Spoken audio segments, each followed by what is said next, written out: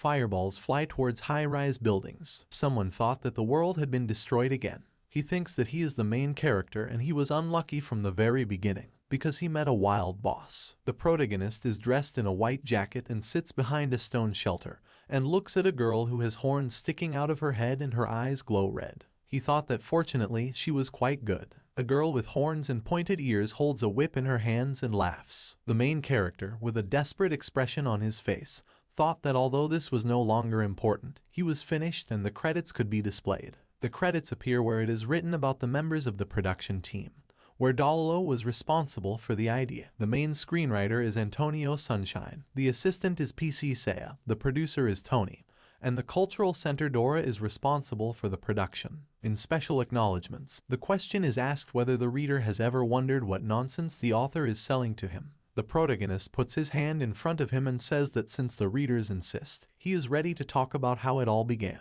In the game system window it is written that you need to select the parameters of your character, including race and class. The protagonist is in the middle of a dark space where colorful lights fly by. Ziyi, 21 years old, student. The protagonist stands in front of the system window. That year, a game called Will of the Earth merged with the real world. Two planets are combined into a single whole. In the real world, structures from the game are formed. Monsters and various NPCs came to Earth. The world was in mortal danger. A huge monster with glowing orange eyes is walking around the city. Fortunately, all people were able to become players. Several people used the system interface windows. A man with brown hair creates a character for himself through the system window. He appears in the middle of the city with a spear in his hand, and several other players stand next to him. There are flying monsters in the sky. Everyone started at level 0 and will have the opportunity to fight monsters, except Ziyi. The protagonist uses the system window with enthusiasm on his face and says that he is looking forward to it. He says there is no answer. With an alarmed expression on his face, he thought that the matter was rubbish. The protagonist pokes the system window many times. Something extraordinary happened to the most ordinary student from the most ordinary college at the most important moment. The system window disappears and a notification appears indicating that character creation has been interrupted and a logout is initiated. Reality forms around him and he screams that everything has disappeared. The protagonist stands silently in the middle of the street. He cries with a desperate expression on his face. He finds that he cannot equip items. The protagonist with a stick in his hand stands next to the slug. A warning appears stating that the protagonist cannot equip this item. The main character does 2999 push-ups. He can't gain experience points, can't level up, and his own interface glitches. The interface window is covered with multicolored stripes and shakes, causing the protagonist to get scared. The main character looks up and screams. An ordinary person is not able to survive in the game world, and Ziyi did not fall into deep despair. What a pity it is to die as a twin. The protagonist looks at the author's words and asks what kind of old-fashioned jokes these are. He puts his hand on his head with a happy face and says that he did everything he could. He adds that first he will find a safe place, hide there, and then come up with a plan for survival. The main character opens his inventory with 3 mana potions and 3 healing potions, and then says that fortunately, he was given a backpack, and then asks if these are starting potions for beginners. The protagonist sits on the floor, clouds swirling in the sky behind him. With a thoughtful look, he says that since he finds himself in such a situation, then first he should find a safe place for himself. He adds that it is necessary to form a team from nearby players. Red, crackling energy emanates from the swirling clouds. He turns around and looks at what is happening with confusion on his face. A huge purple beam is directed into the ground and causes an explosion. The blonde man in the coat asks if he really came after all. He says it's Judgment Day. The black and purple silhouette appears. He comes out of the smoke, and the protagonist watches him from behind a stone. A drop of sweat runs down the protagonist's face and he wondered if this was a wild boss. The girl's body is formed from the dark purple image. A girl with horns and pointy ears appears. She asks if this is really here, and then adds that in the prophetic dream there was a place where the Demon King appeared. The head of the Heavenly Kings is Bullied, level 97, Demon Race, the leader of S-Rank monsters. The main character with a worried expression on his face wondered if this was really an S-Rank monster, and then lamented over how unlucky he was. The protagonist takes a photo of her with his phone, paying attention to her most voluminous part of the body. The girl examines the area around her. The girl puts her finger on her lip and says that she likes to wander somewhere wrong. He looks at the soft toy store and says that's it. The girl licks her lips and says that she will wait for the arrival of the Demon King. She looks at a photo with a guy in a white jacket and says that he came to her in a dream prediction and she drew him, and then adds how handsome he is. She hugs the photo and says that she can't wait to see her Demon King. Armed people are standing next to her and she says that these stupid people are really spoiling the local landscape. The man in the brown t-shirt calls her a monster, and the guy with the sword and shield says that you need to hit her on the head first. Bullied moves his hand to the side and tells the people near her that they are out of luck. She activates the skill level 27 territory clearing. Waves of violet energy emanate from it, which repels people. A powerful explosion occurs. The system informs that this skill causes an instant explosion, and creatures 10 levels lower than the skill itself fall under its deadly wave. The main character has his eyes wide open and trembling. He was hiding behind a stone and thought that he had to run quickly. Bullied wonders why they didn't lay out a path to celebrate the arrival of the Demon King. She draws attention to the stone behind which the protagonist is hiding. She approaches the stone and asks how the person survived her attack. The main character takes a selfie and thought it was all over. A yellow beam appears and is enveloped in crackling energy. The flow of energy destroys the stone to the left of the protagonist. The beam destroys the ground below it. The main character screams and asks what it is. The girl noticed something. She noticed some kind of attack. A wave of golden energy is sent into it. The girl sits down on one knee. She grits her teeth and calls the name Roland. There is a dark silhouette floating in the air, which tells Bullied that she is so worried. The girl, with a frightened expression on her face, asks how he can say such a thing when he has just ripped away the earth from under her feet. The blonde man with blue eyes smiles and asks the girl not to be so cruel. Roland LV 101, Priest. Humanity's highest combat power. Title, The Hope of Humanity. Bullied points his finger at the guy and asks why he came. Roland says it's obvious to imprison the newborn Demon King. He props up his chin and says that besides, although he saw this place in the prophecy, he is not sure that it is the same. He sees a store with soft toys, near which there are mannequins of women, and with misunderstanding on his face he says that this is it. Bullied's eyes turn red and she, with a whip in her hands, shouts to Roland that she will not allow him to carry out his plan against the Demon King. She jumps and swings her whip. She hits Roland. She hits the priest many times, and he defends himself with his arms crossed. Bullied yells at his opponent. Roland smiles looking into her eyes. The girl gets a photo of a guy in a white jacket with a huge nose. She strikes and destroys the ground. The priest materializes something in his hand. A level 85 one-handed sword appears in your hand with attack power of 602, 5.4% critical strike and 8982 HP. The main character sits behind a stone and wonders who he is, where he is, and adds that he is scared. Lots of sweat runs down his face. Bullied is holding onto her shoulder, her health level almost depleted. She asks the enemy if he really thinks that he can defeat her. The girl shouts that she intends to see the Demon King in person, after which her health level increases many times over. A warning appears that Bullied's HP has reached 10%, and the second stage is beginning, and her attack power has increased to 20%.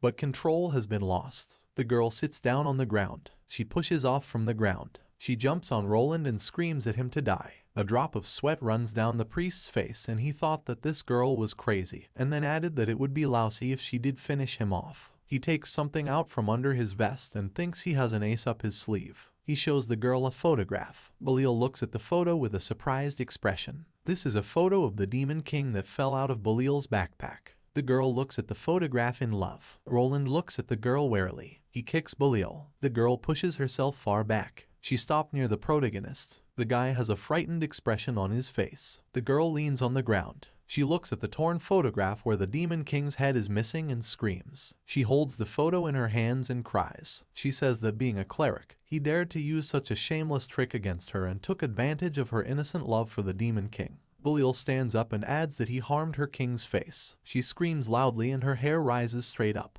She noticed the protagonist hiding behind a stone. The protagonist looks like he has aged a lot. Bullied is holding a whip and thought that this is the same face of the Demon King himself, and she recognizes her from 1,000.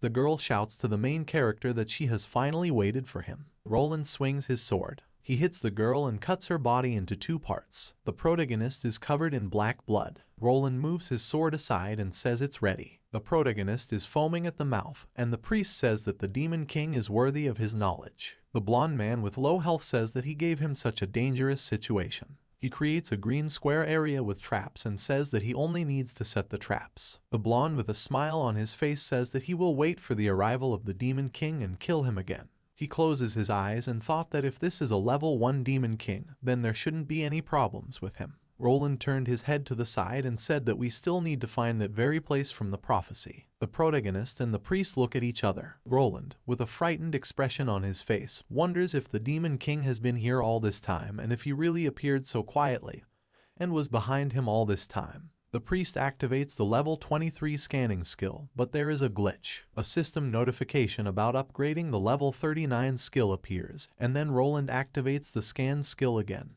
which completes successfully. An image of a demon with horns appears, whose rank is unknown. An image of his sharp claws on his fingers appears with information that the HP level is beyond the maximum available. An image of the protagonist appears with information that his species and title are unknown. The priest asks whether there is really no information on rank and how this is possible. The protagonist sits with a serious expression on his face. Frightened, Roland thought that even if he activated all his combat power, he would not be able to defeat him. Beads of sweat running down his face. He thought that perhaps the Demon King's plan was to firstly allow his subordinates to attack him in one-on-one combat. Secondly, reduce his health level to the very bottom. Thirdly, without much effort finish him off and take his head. He adds how cunning and full of cruelty this Demon King is. Roland recalls moments from the past when he told the public that their task is to guide players on the right path, and with their joint efforts they can defeat the King of Demons and thus save the world, because they are the hope of all mankind. With a desperate expression on his face, he thought that his whole life flashed before his eyes. The protagonist gets up from his seat. He wipes the blood from his cheek. Roland clenched his teeth and thought that he was finished. The protagonist concentrates orange energy in his hand. Roland introduced the protagonist with red eyes, calling him a stupid man, and then asking him how he dared to harm him. The priest thought that of course he was angry. With a desperate expression on his face, he thought that the Demon King wanted the world to be destroyed. The main character materializes a small healing potion in his hand. He places his free hand on the back of his head and hands the potion to the priest. Roland clenched his teeth and was sweating profusely. He didn't understand what was happening. The main character tells the priest that his life indicators are almost 0, but he has this to carry, and then asks if he would mind drinking the potion. The priest thought that the Demon King knew nothing at all about his identity. The domed building near the city is surrounded by a fence. Some say that the area where the Earth and their world merge has already reached 30% of the Earth's surface area. Several players attack a huge monster with green eyes. Some say that people on Earth have successfully awakened as players and began to fight monsters. Under the green-eyed monster, a level 1 rogue defeats a level 1 alien. Standing next to him is a level 2 assassin in black clothing. A blue pyramid floats above the city. Some people say you just need to continue following the plan.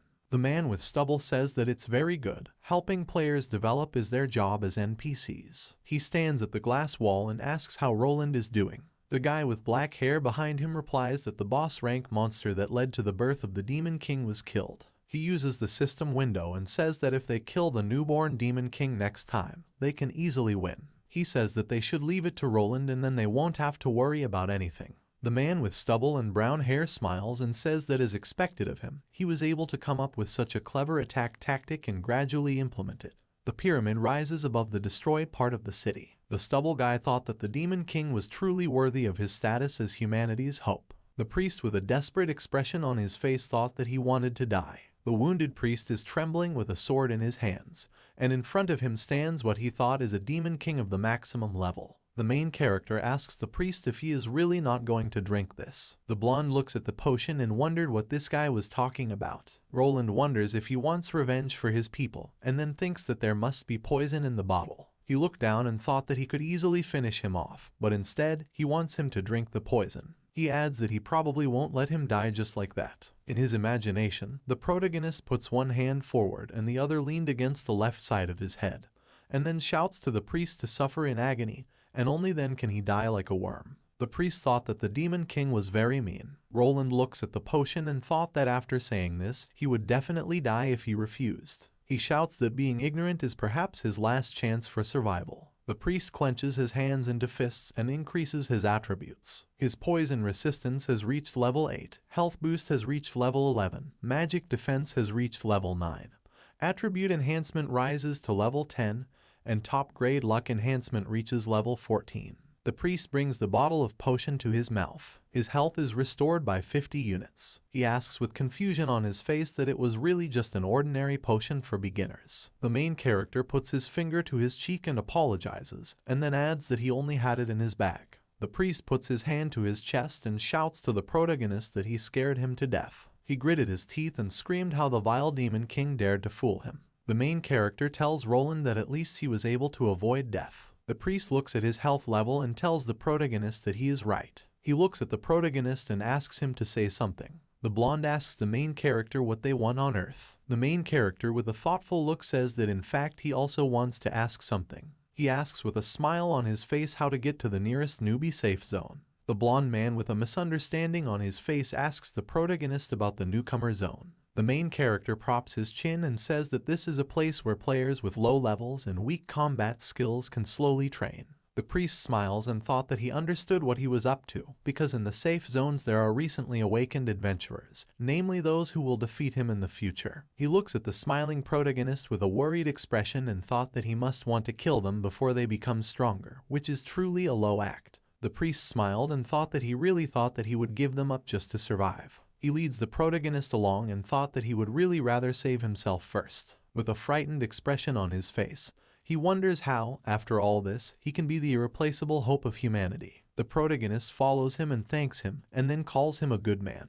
The priest smiles and raises his palm. He gritted his teeth and thought that he would use this chance to kill him. A lizard monster with a long tongue jumps at them. The priest swings his sword. He hits and the monster is pushed straight into a high-rise building. Roland turns back. They are attacked by 3 level 42 Destruction Guard demons. The priest attacks one of the monsters with his sword. He takes his sword out of the monster and is about to strike again. Roland takes several hits at the monsters and defeats 3 of them at once. The priest uses level B skill, level 3 Whirlwind Slash. The protagonist tells the priest with admiration on his face that even though his HP is very low, he is still capable of dealing with high-ranking monsters, and then thinks that his brother is such a good teacher. One of the monsters approaches the protagonist and calls him boss in the devilish language, but the protagonist does not understand this. The protagonist looks at the monster attacking him. The priest wonders if he is going to do something, and if so, they could gather more information. The protagonist hugs Roland and asks to save him. One of the monsters jumped on them. The priest cuts the monster into several pieces. The monster explodes because the priest used a level 8 exploding sword. The priest looks at the protagonist and thought what kind of helpless performance this is. He looks at the frightened protagonist and thought that no matter how fiercely the monster attacked, he never lunged, revealing a powerful confidence deep inside his heart. Roland thinks that even though he has absolute power, he still hasn't realized that he is the one he is destined to kill. The protagonist thought that the priest was so strong and cool. The priest smiles and thought that everything looked as if luck was on his side. Roland's health has decreased by 50 units and he asks the protagonist if he can let him go for a while, and then says that he cannot move. The main character hugs the priest and apologizes. The priest sticks the sword into the ground and leans on it. He opens his inventory with new items and thought that they were simply looted from a wandering boss. A little earlier, the protagonist stands next to Bullied's corpse and asks the priest if he really won't take anything. The priest replies that the NPCs have common sense, and they do not pick up loot from the corpses of monsters. The main character asks the priest if he can take it then. Roland says yes. The main character, with a smile on his face, picks up his underpants and thanks the priest, calling him his elder brother. He picks up her clothes and says that these are divine clothes, and then asks Roland if he really doesn't want to take them. The priest shouts that of course not, and the protagonist tells the priest that he is such a kind older brother. A system notification appears with the following items: Rank S Bullied Clothes, Greater Demon Horns X2, Bullied Egg, as well as 13 gold, 87 silver and 39 bronze. The main character closes his eyes and thought that it was a bug in his account and, unfortunately, he couldn't wear it. The protagonist noticed something. He calls the priest to him with his hand. They are reading an adult novel featuring the Demon King and Bullied with flushed cheeks. A drop of sweat runs down the priest's cheek. Roland moves away and loses 300 health due to his nose bleeding. He thought that demons were vile and added that he could not allow this world to fall into his hands. The protagonist opens his inventory and thought that someone else was excited about collecting everything that dropped from a high-ranking wandering boss. The main character has tears in his eyes and he thought that it would be great if he were so lucky when creating an account. He cannot equip equipment, cannot gain experience, and cannot level up. The protagonist looked up and thought that since things had come to this now, he should try to survive. He looks at the priest who is fighting 4 fox-like monsters. One of them bit Roland on the head. The protagonist thought with admiration on his face that he was so cool, and if only one day he could also grow up and become as strong as his older brother. The priest sticks the sword into the ground. He breathes heavily and says that this is a safe zone. The wide-eyed protagonist thought that this was a safe zone. Kankayan University Level 1, Peaceful Area. A huge building with a complex structure is surrounded by a fence. The main character, with misunderstanding on his face, thought and shouted that this was really his school. The tablet shows Bullied. Someone says that she failed and died. Someone else says it's terrible and in fact things are even worse. Many demons gathered around the table. The girl with red hair and horns says that they should send someone to meet the newborn demon king. The white-haired girl with red eyes says that, however, only Bullied saw the appearance of the demon king in a prophetic dream. She leans her elbows on the table and supports her chin with her palms and asks that if she had problems, then how are they going to find the demon king? One of the 7 lords, named Babylon Level 102, Demon. A girl with blue hair appears and screams without panicking. One of the 7 lords, name Level 84 Mammon, S-Class Demon and Leader of Demons. She says that Bullied left them a hint before she left. She looks at the photo of the protagonist with a big nose and says that as long as they rely on this, they will always be able to recognize the Demon King. Babylon gets up and tells the blue-haired girl that she came just in time. Mammon asks if he looks like that. The white-haired girl clenches her hand into a fist and says that according to the records from the demon informant, Roland killed Bullied and left the birthplace of the Demon King, after which he headed towards the safe zone of the University of Agriculture and took someone with him. The blue-haired girl props up her chin and says that this means that this someone could very possibly be the Demon King. The white-haired girl reports that the informant demon sent the appearance of an unknown person. She shows a photo of the protagonist foaming at the mouth. Mammon looks at her. She moves her hand to the side and throws the photo, and then says that at least this proves that the Demon King was not captured by Roland and is safe. The photo falls into the trash can. The blue-haired girl says in a raised tone that they don't have time for games and need to gather people who can move. She adds that they must find the Demon King as quickly as possible. Flying monsters fly near the red building. The main character asks with enthusiasm on his face if this is really a safe zone. Several cues are directed towards the territory of the safe zone. He looks around and says that there are so many people here. The blonde looks at the protagonist and thought that his game was really excellent. But he is a smug turkey, because he doesn't even know what he will have to face. A huge amount of blue crackling energy appears around the spire. The priest thought that the entire agricultural university was a huge trap, because it was a safe zone protected by the gods, with a system device called Burt Post, which could seal all the abilities of monsters. Flying monsters cannot break through the blue barrier. The priest thought that no matter how strong the monster is, he will turn out to be a fish in a jar.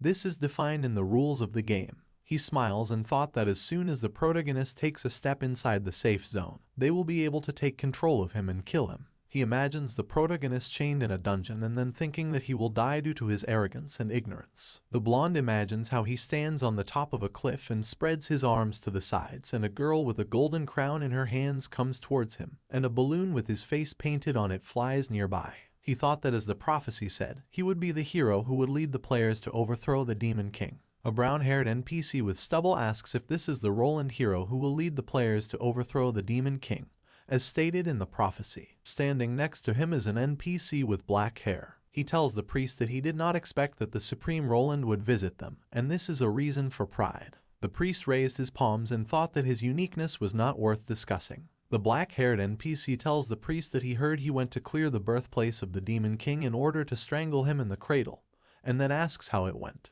Roland, with a frightened expression on his face, puts his finger to his lips and whispers to the guy not to say anything more. The black-haired guy asks the priest if he did it and tore the evil creature into pieces. The main character tells the NPC that this big brother is, in fact, an amazing person. An NPC with stubble asks the protagonist if he understood what he said. He points his hand at the priest and shouts that this is the hope of humanity, Roland Lee. He adds that the prophecy is definitely about him and he united the players together to kill the Demon King. Roland has a scared look on his face. An NPC with black hair holding documents in his hands tells Mr. Roland that the production of Bolt Steel has been completed in the safe zone. He raises his finger and asks Roland if he knows about her, after which Roland shouts that this conversation can no longer be continued. The priest takes the NPC with stubble by the collar and asks if they really want to take part in the destruction of the world. The protagonist looks at them and thinks that they are very close. The NPCs look at the protagonist and the priest leaving, thinking that they really said something wrong. The priest pushes the protagonist and laughs, and then says that they are just joking. The main character looks at Roland and thinks it would be great if he could become a hero. He thought that the priest was just like an older brother, strong and kind. The priest pushes the protagonist into the barrier. He smiles and thought that he would finally destroy the protagonist. The protagonist takes a step into the barrier. Roland thought that one more step would be a victory for their righteous deeds. He pushes the protagonist into the barrier. The main character turns around, and Roland shouts to the protagonist to feel the unbearable energy of the system. The protagonist asks what the power of the system is. Roland stands motionless, as if frozen. With concern on his face, the priest wonders why nothing happened. Certainly nothing could happen. The spire from which blue, crackling energy emanates has cracked. Cracks appear in several places at once. Roland screams and asks how this can be. He gritted his teeth and thought that the protagonist is really a creature that even the system cannot do. The protagonist stands inside the barrier and says that this is what it is, the power of the system. With an evil smile on his face, he says that this does not give him peace. The following is implied. The safe zone is protected by a system that has absolute power, and once there a person is safe. The priest asks the protagonist what he intends to do. A powerful explosion occurs in the middle of the city. There are many people queuing near the NPC, and strong wind currents appear next to them. The stubbled NPC and his partner stand with surprised expressions on their faces. The woman with blue hair asks what's going on. The guy with blue hair also asks what just happened. The girl with pink hair sits on the ground and wonders if they were attacked. An NPC with black hair looks at his hand and says that he thinks that the server is lagging. The guy with stubble says that there is no need to be afraid, because it's just a small lag. He spreads his arms to the sides and says that this is a safe zone and they are protected by the post-BERT system device. He points with his hand at the spire, which is bent in several places and formed a heart, not knowing what it looks like, and says that as long as they are in range, he will protect them and therefore they are absolutely safe. The NPC with stubble turns around and asks if Birth Steel was that shape, and the guy with black hair says he doesn't remember, but it looks weird. The guy with stubble clenches his hand into a fist and says that there is no need to be afraid, because their hope, the strongest fighting power of humanity named Roland, is also here. He looks towards the priest and asks him to say a few words to everyone. The priest sits down on his knees, grabs his head and screams asking why this is so scary. He thought with his mouth wide open what kind of idiotic joke this was. He bent the system into a symbol of love. He imagines that he himself is the size of a mosquito compared to the protagonist and thought that he tried to use Bert's post to impose restrictions on him using the power of the system. He imagines the protagonist pointing his fist towards the priest. Standing on planet Earth, he hits it, causing Roland to be pushed far back. It was a heavy blow turning instant death into dust. Blood pours from the priest's mouth. He says that this is their difference in strength. He sits down on his knees thinking what if they just give up. The main character asks the priest if he is okay, and then adds that he heard that it was just a lag, nothing to worry about. The protagonist covers his face with his hand and thought that he couldn't even imagine that he could be so scared and it's so cute. The main character asks Roland to pull himself together. He tells him with a smile on his face that he is the hope of all mankind, and then asks him how he can be so scared, because the game has just begun. Roland silently looks at the main character. He cries and says that this is just the beginning, and then thought that this Demon King is outrageous. He grits his teeth and asks the protagonist what he wants. He asks the protagonist, like a man, to say out loud what he needs. The protagonist, with a worried look on his face, wondered if he meant handing out tasks and rewards, and then added that he was touched by just a few words of encouragement. He says that brother Roland is being too polite, but since he offered, he has a small request. He takes Roland's hand, causing him to remain silent. The main character says that he needs to master culinary skills if he wants to survive in the safe zone. They are standing on a city street among a huge number of people. The priest looks at the main character and thought that he would have some kind of disgusting request, but he just wanted to learn the cooking skill. The protagonist, with a joyful expression on his face, tells Roland that he will be the hero who will lead the players to defeat the Demon King. The protagonist remembers how he, dressed as a superhero, hits his father in the head with a hammer, and then says that in fact, he liked stories about heroes since he was a child and even used fantasies to imagine himself as one of them. The main character looks at his hand and says that, however, due to the account anomaly, he was a little puzzled, but since fate arranged a meeting for them, she probably doesn't want him to give up. The protagonist clenches his hand into a fist and says that this is why he is not upset, even if he only has the path of a cook, and then adds that he will have to do everything to become a hero. The priest, with a shocked expression on his face, asks the protagonist, what? The protagonist, with an inspired expression on his face, asks the priest if he is ready to guide him on the true path. Roland thought the protagonist was so strange. Cooking tutor, He is dressed in chef's clothes and with an evil smile on his face calls the protagonist short, and then asks him if he really wants to choose the path of a cook and take the shortcut. First aid teacher Lee Bin Bin,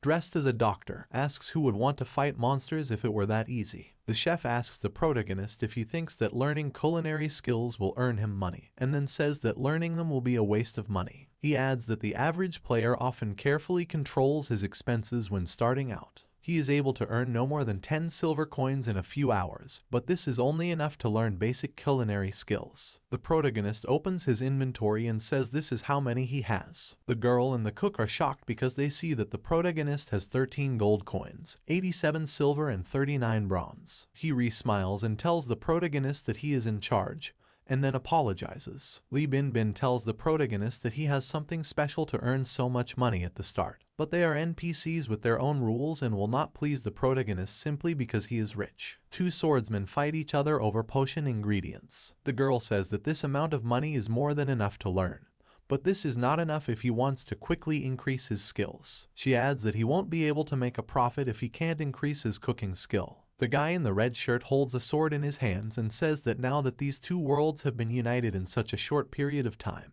everyone is new and resources are running out. Lee Bin Bin says that the materials needed to improve the grocery skill are not on the market, and he can only buy them from NPCs, but it will be too expensive, literally a waste of money. The cook tells the protagonist that instead, he should use this money to buy equipment and quickly raise his level, and with this amount of money, he can choose the best equipment offered according to his current level. The protagonist's cheeks turned red and he lowered his gaze, and then said that he had his own personal reasons. He turns to the priest and asks if there is another way. Roland grits his teeth and wonders why the protagonist is looking at him, and then adds that he scares him, humiliates him, and now also wants money. The priest clenches his hand into a fist and gets very angry, and then he thought that the soldier would rather prefer death than such humiliation, so he can no longer hold back. Roland takes out a bag of money and says that he only took this with him. The protagonist smiles and says that he didn't want to borrow money from his brother Roland. You receives 17 gold coins and 3 silver coins, which equals 15,000 yuan.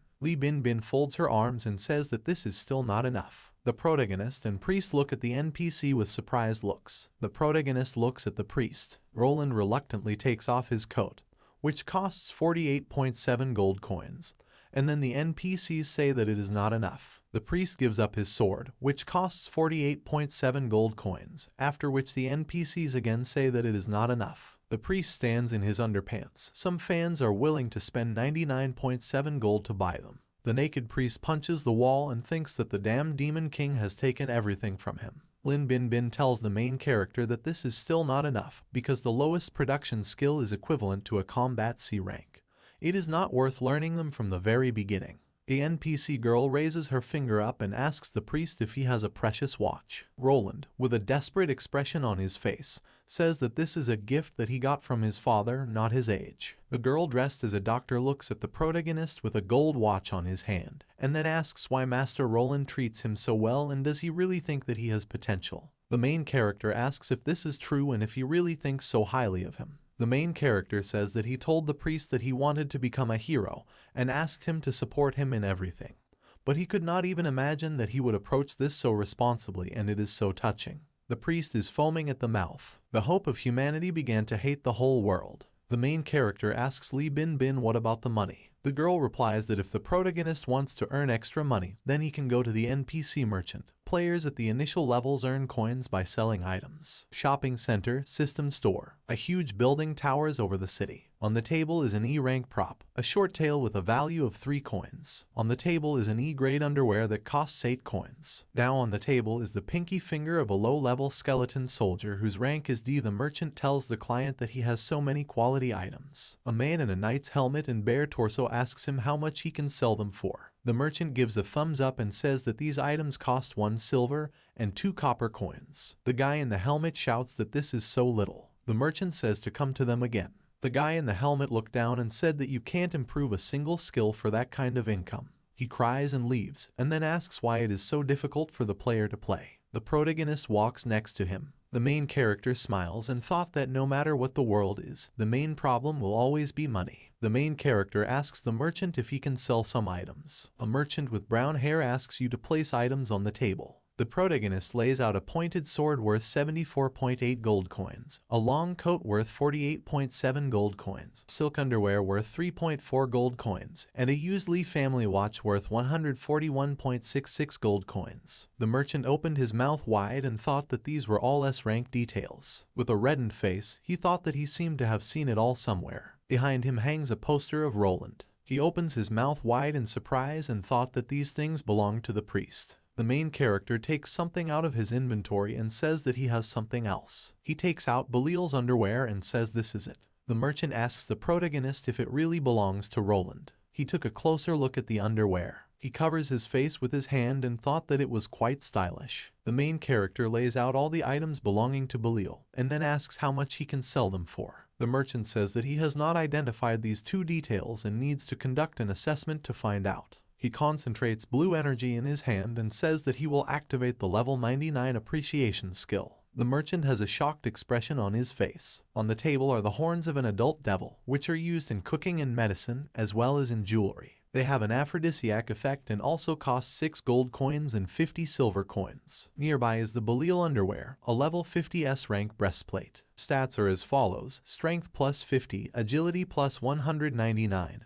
Crit plus 199, stamina plus 152, 4 gem slots, selling price 340 gold coins. The merchant opened his mouth wide and his eyes bulging, and then asked how this was possible. A guy with red hair screams and asks the merchant if he is really mocking him, because he gave him only 2 silver pieces for his heavy armor, and for some light fabric he is ready to give more than 300 gold pieces. The merchant shouts to the guy that he doesn't understand. The merchant takes Bullied's clothes and says that for some things, the thinner the better. With admiration on his face, he presses the clothes to his cheek and says that they are so soft and light, just like the air, and that smell of a mixture of salty and sweet. He presses the clothes to his nose. He looks at Bullied's clothes and says that the price of this item is 200% more expensive. Fabric that has been on Bullied and smells like it should cost much more than 680 gold. The merchant hugs the clothes and exclaims how great it is, a very rare product. The merchant with stubble tells the protagonist that he is ready to give 680 gold for it, because the value of this luxurious thing is immeasurable. The protagonist's cheeks turn red and he says that it really costs so much. The merchant puts his hand forward and says that he would not advise selling it, and the protagonist asks why. The merchant replies that if the protagonist sells it, it will be processed and the protagonist will no longer see this item. The main character presses a button in the system and says that it seems that it cannot be sold to other players either. The merchant tells the protagonist that he can keep it, even if it is a breastplate, and the protagonist will look like a pervert wearing it.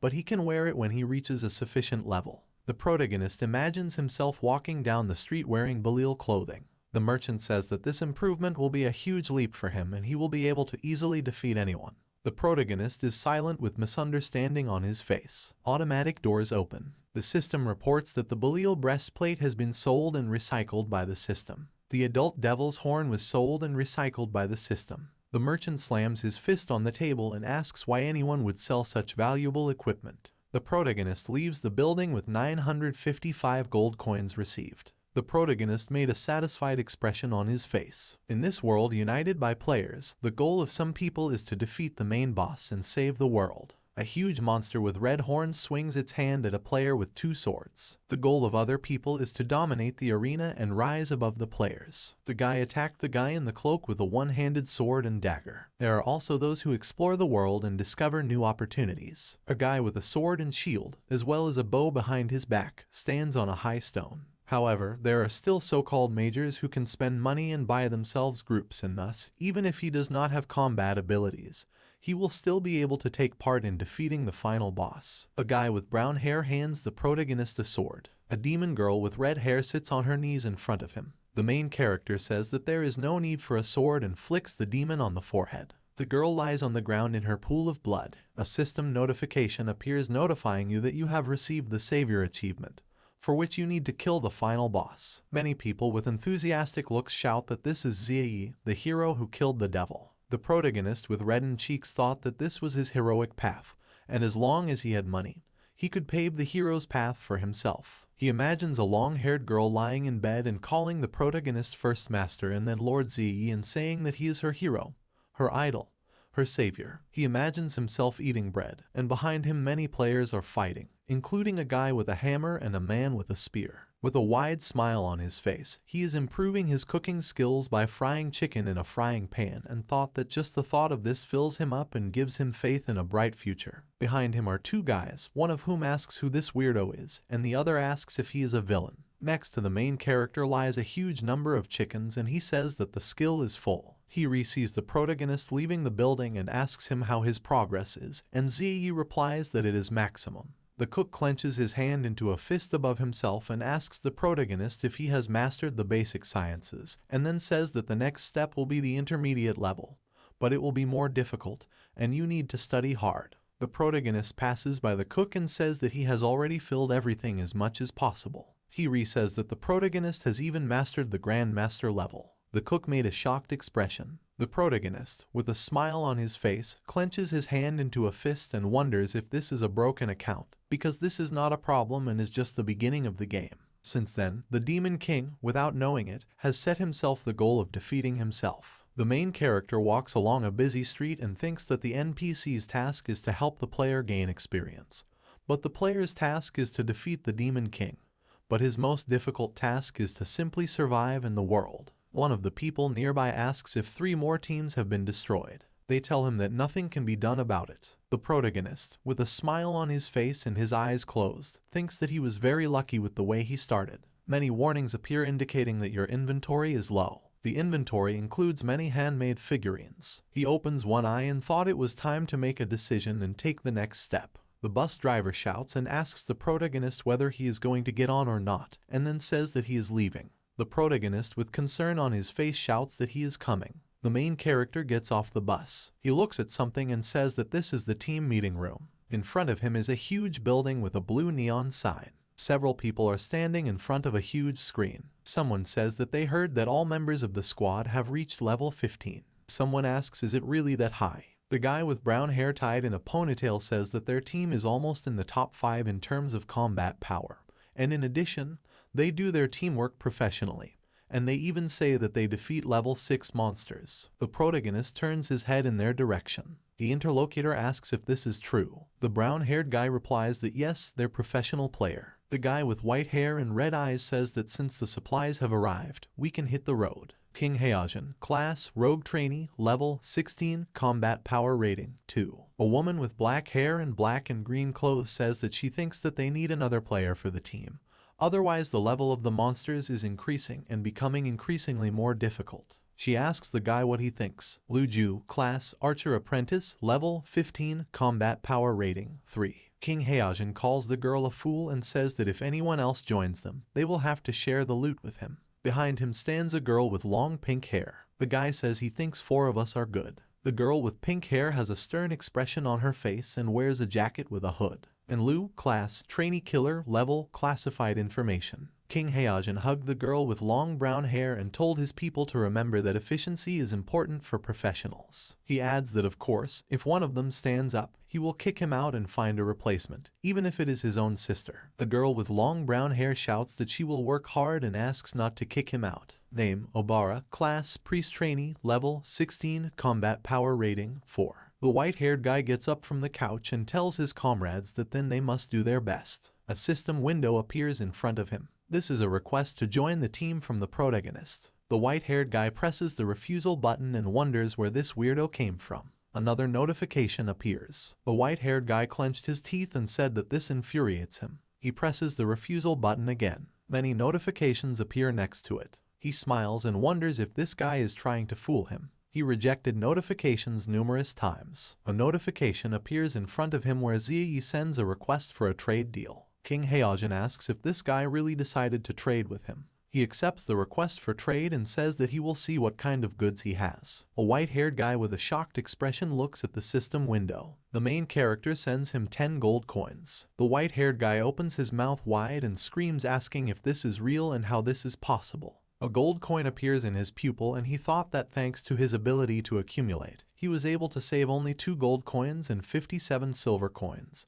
But this guy has as many as 10 and is ready to give them away. He says that in the first couples, due to a lack of resources, learning combat skills requires careful calculation and first you need to master only the most necessary skills. In the sky there is a constellation with skills, among which there is a muscular arm and an image of a sight. King Heojin stands in gold armor and thought that 10 gold would be enough to master basic skills and choose a set of enhanced equipment. He imagines a boss with a spear standing on a mountain of corpses. He says that he will be able to increase his level 5 times faster, and then shoutingly asks who can throw away 10 gold coins like that. He has an anxious expression on his face, with drops of sweat running down his face. The white-haired guy thought that it was even more strange that someone even had that kind of money, and then asked if this person really had a very high rank. Sweat drips down his neck and then he asks if this is some new kind of scam.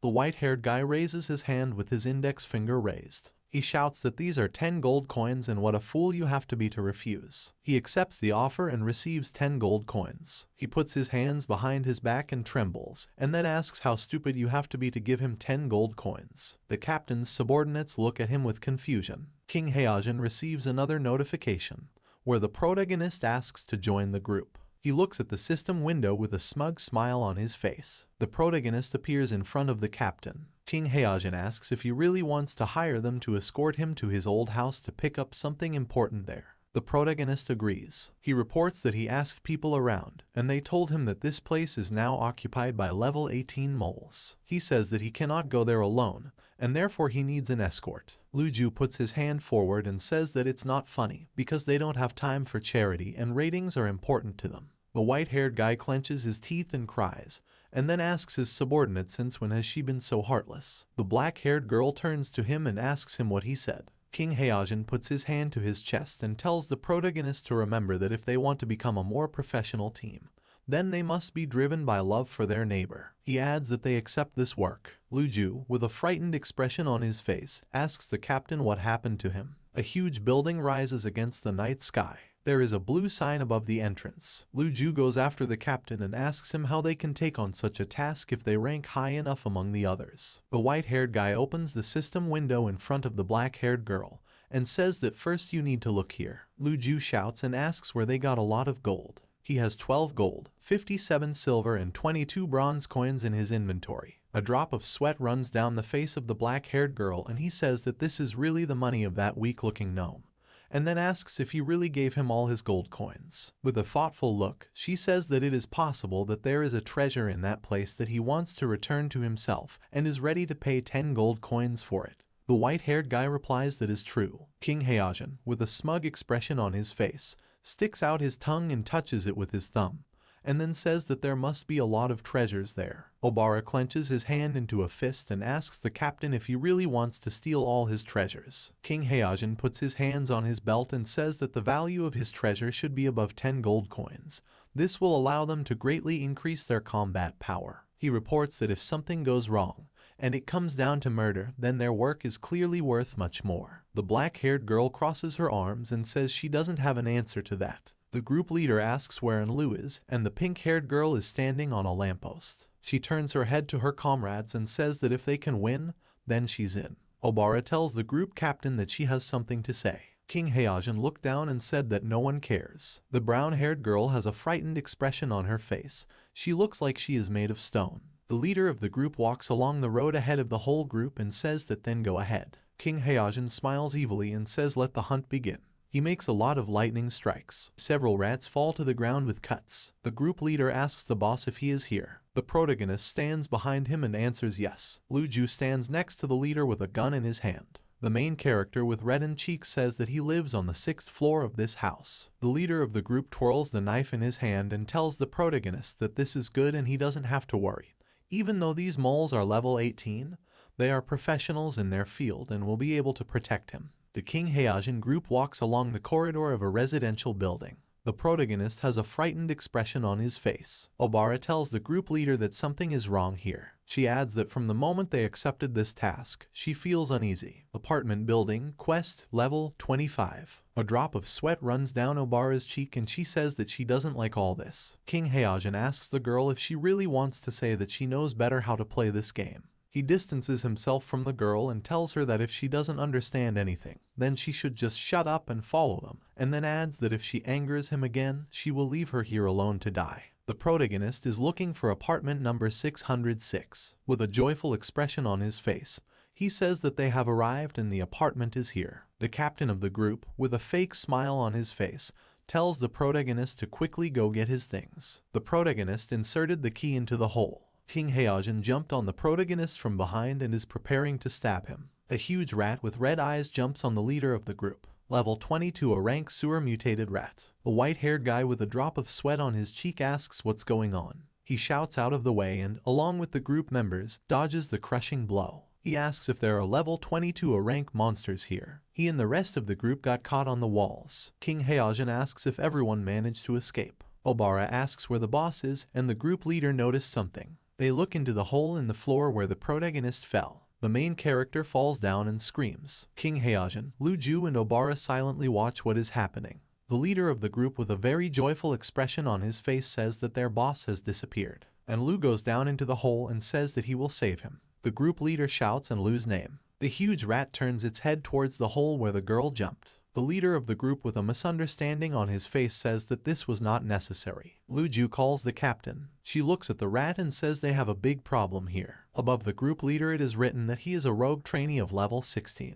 He asks where the level 22 a rank monsters come from here. Above Lu Ju it says that she is a level 15 archer apprentice, and above Obara it says that she is a level 16 priest trainee. The archer apprentice says that even if the team is formed wisely and cooperation is carried out behind the scenes, it is unlikely that 3 players will be able to defeat a rank monster of the same level. The trainee priest asks if they have a chance if they are level 6 lower. A black-haired girl with a calm expression on her face says that there is a chance, but the risks are high. She adds that the treasure is right under their noses and they spent a lot of time and it's a pity not to get anything, because it's already difficult for them to accumulate rewards. The black-haired girl says that they can only take a step back and retreat. The group leader looks at the rat and says that there seems to be something wrong with this monster. The rat looks towards the hole. He shouts in rat language that this is the Demon King. She senses the Demon King. She shakes her head and asks if the Demon King is here. She looks into the hole and shouts that the Demon King has fallen. The main character falls further and further down. He cries and asks if he will die soon. He thought that if he died, would the system awaken him again?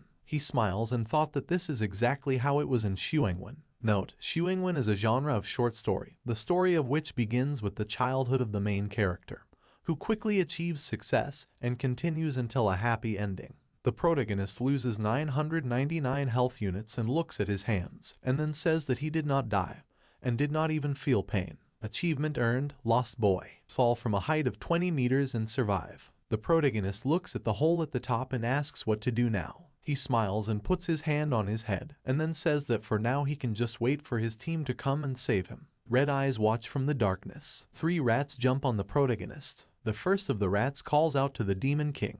The second rat asks the Demon King why he is here. The third rat exclaims that he loves the Demon King. The main character asks what is happening. Several daggers fly. Defeated rats fall to the ground. The pink-haired girl tells the protagonist not to be afraid. The main character trembles a little and asks who it is, and Lu approaches him, and the main character says that it is she. She says it's dangerous here, you need to be careful. She touches the transparent wall, which stands on the way to the part of the room where there was a hole in the ceiling, and says that it is impossible to rise from here. The pink-haired girl says that it seems they will have to find another way back. The main character looks away and asks how about going up the stairs. The girl tells the protagonist to lead. The main character asks if he really needs to lead. The girl looks at the protagonist with confusion on her face. She clenches her fists and makes a displeased expression on her face, and then asks if she really wants the shadow killer to walk ahead of him. She reports that it is no secret to anyone that her work is done from the shadows. The protagonist shouts that he doesn't understand her at all. He crosses his arms and says that in any case she needs to protect him, and the girl agrees. And Lu looks at the protagonist with a gloomy look and tells him not to worry. She looks at the protagonist and thought that while this stupid guy walks ahead and does not expect a trick, he is simply turning his back for her. She thought with a malicious smile that he would die, not even realizing that their main goal was his treasure.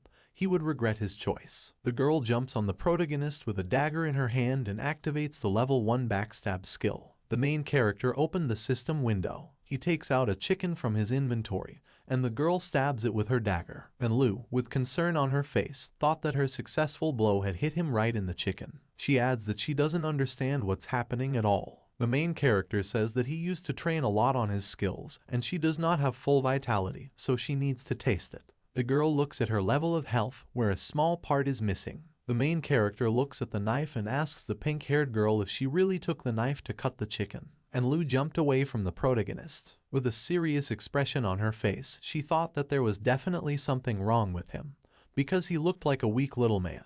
But he easily parted with 10 gold coins and had a cooking skill. An image of a shield appears above the chicken, and the girl thought that the cooked chicken could be used as a shield and completely block its attack. She puts her hand with the knife forward and thought that he knew about her blow, because even a level 16 warrior would not be able to escape unharmed thanks to the shield. With a serious expression on her face, she thought that he must be hiding some big secret and she needs to be careful, because there is probably something poisonous in this chicken. The girl imagines the protagonist standing next to her and putting his thumb to her chin, and then she thought that by eating at least a piece she would become a puppet in his hands and do everything he asked. She was eating chicken and thought that she would never eat it. The main character asks if it tastes good, and Lu thought with an anxious expression that because of the delicious smell of chicken, she couldn't help herself. The girl's clothes are torn and she screams. She looks like she's sparkling. Her level goes up to 21, backstab goes up to level 3, stealth goes up to level 3, stealth goes up to level 2, and stealth strikes goes up to 5. Her cheeks turn red and her class changes from trainee assassin to assassin. She looks at the chicken and thought that this chicken not only made her feel better, but also improved her skills. The pink-haired girl with concern on her face asks if it's just chicken,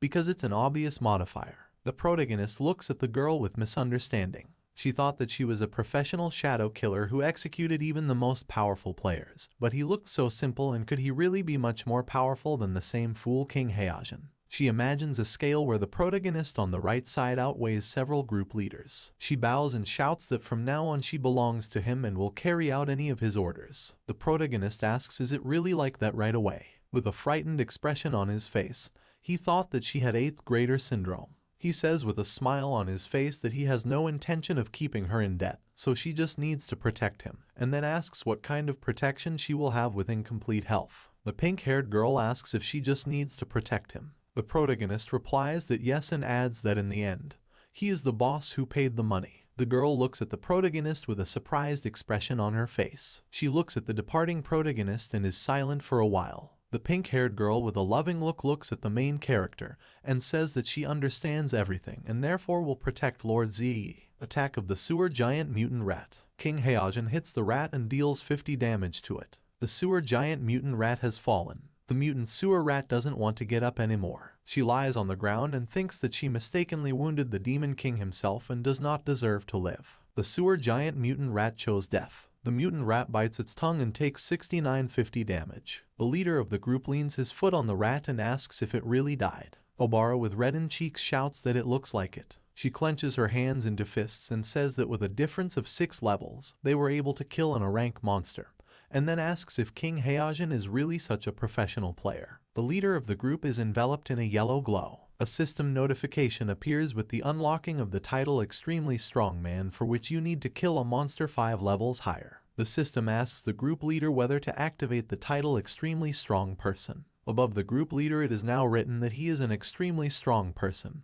thanks to which he receives 3% more health, attack, and defense. He says that he did not expect such luck to await him, and then assumes that he is the main character and asks what other abilities he has awakened.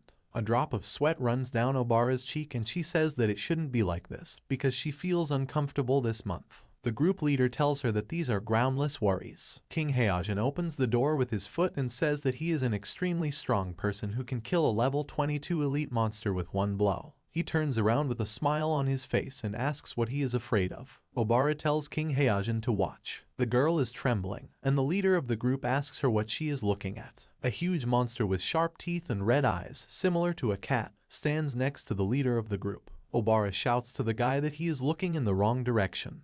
The monster is behind him. The monster attacks the group leader. He pushes off and hits the wall. King Heijin is lying near a broken wall, with 48% of his health remaining. He trembles and asks how this is possible. He looks at the monster, which is enveloped in orange energy, and asks if it really is a high-level monster. Demon Cat, a rank level 35, leader. The demon cat roars loudly using the roar skill of level 1. Golden waves of sound are directed towards the two girls. They both hit the wall. They fall to the floor. Obara asks why he is here, since monsters of such a high level can only be found in dungeons. The black-haired girl asks how this is possible. Obara recalls the appearance of the apartment building and says that as soon as she entered the building, she felt that something was wrong here, because this place had become a copy. The black-haired girl says that's why there are so many level 22 monsters here. Obara asks what should they do. The group leader clutches the potion in his hand and says that he will distract the monsters and then they will find a way to retreat. He has a surprised expression on his face. A huge paw is directed towards the white-haired guy.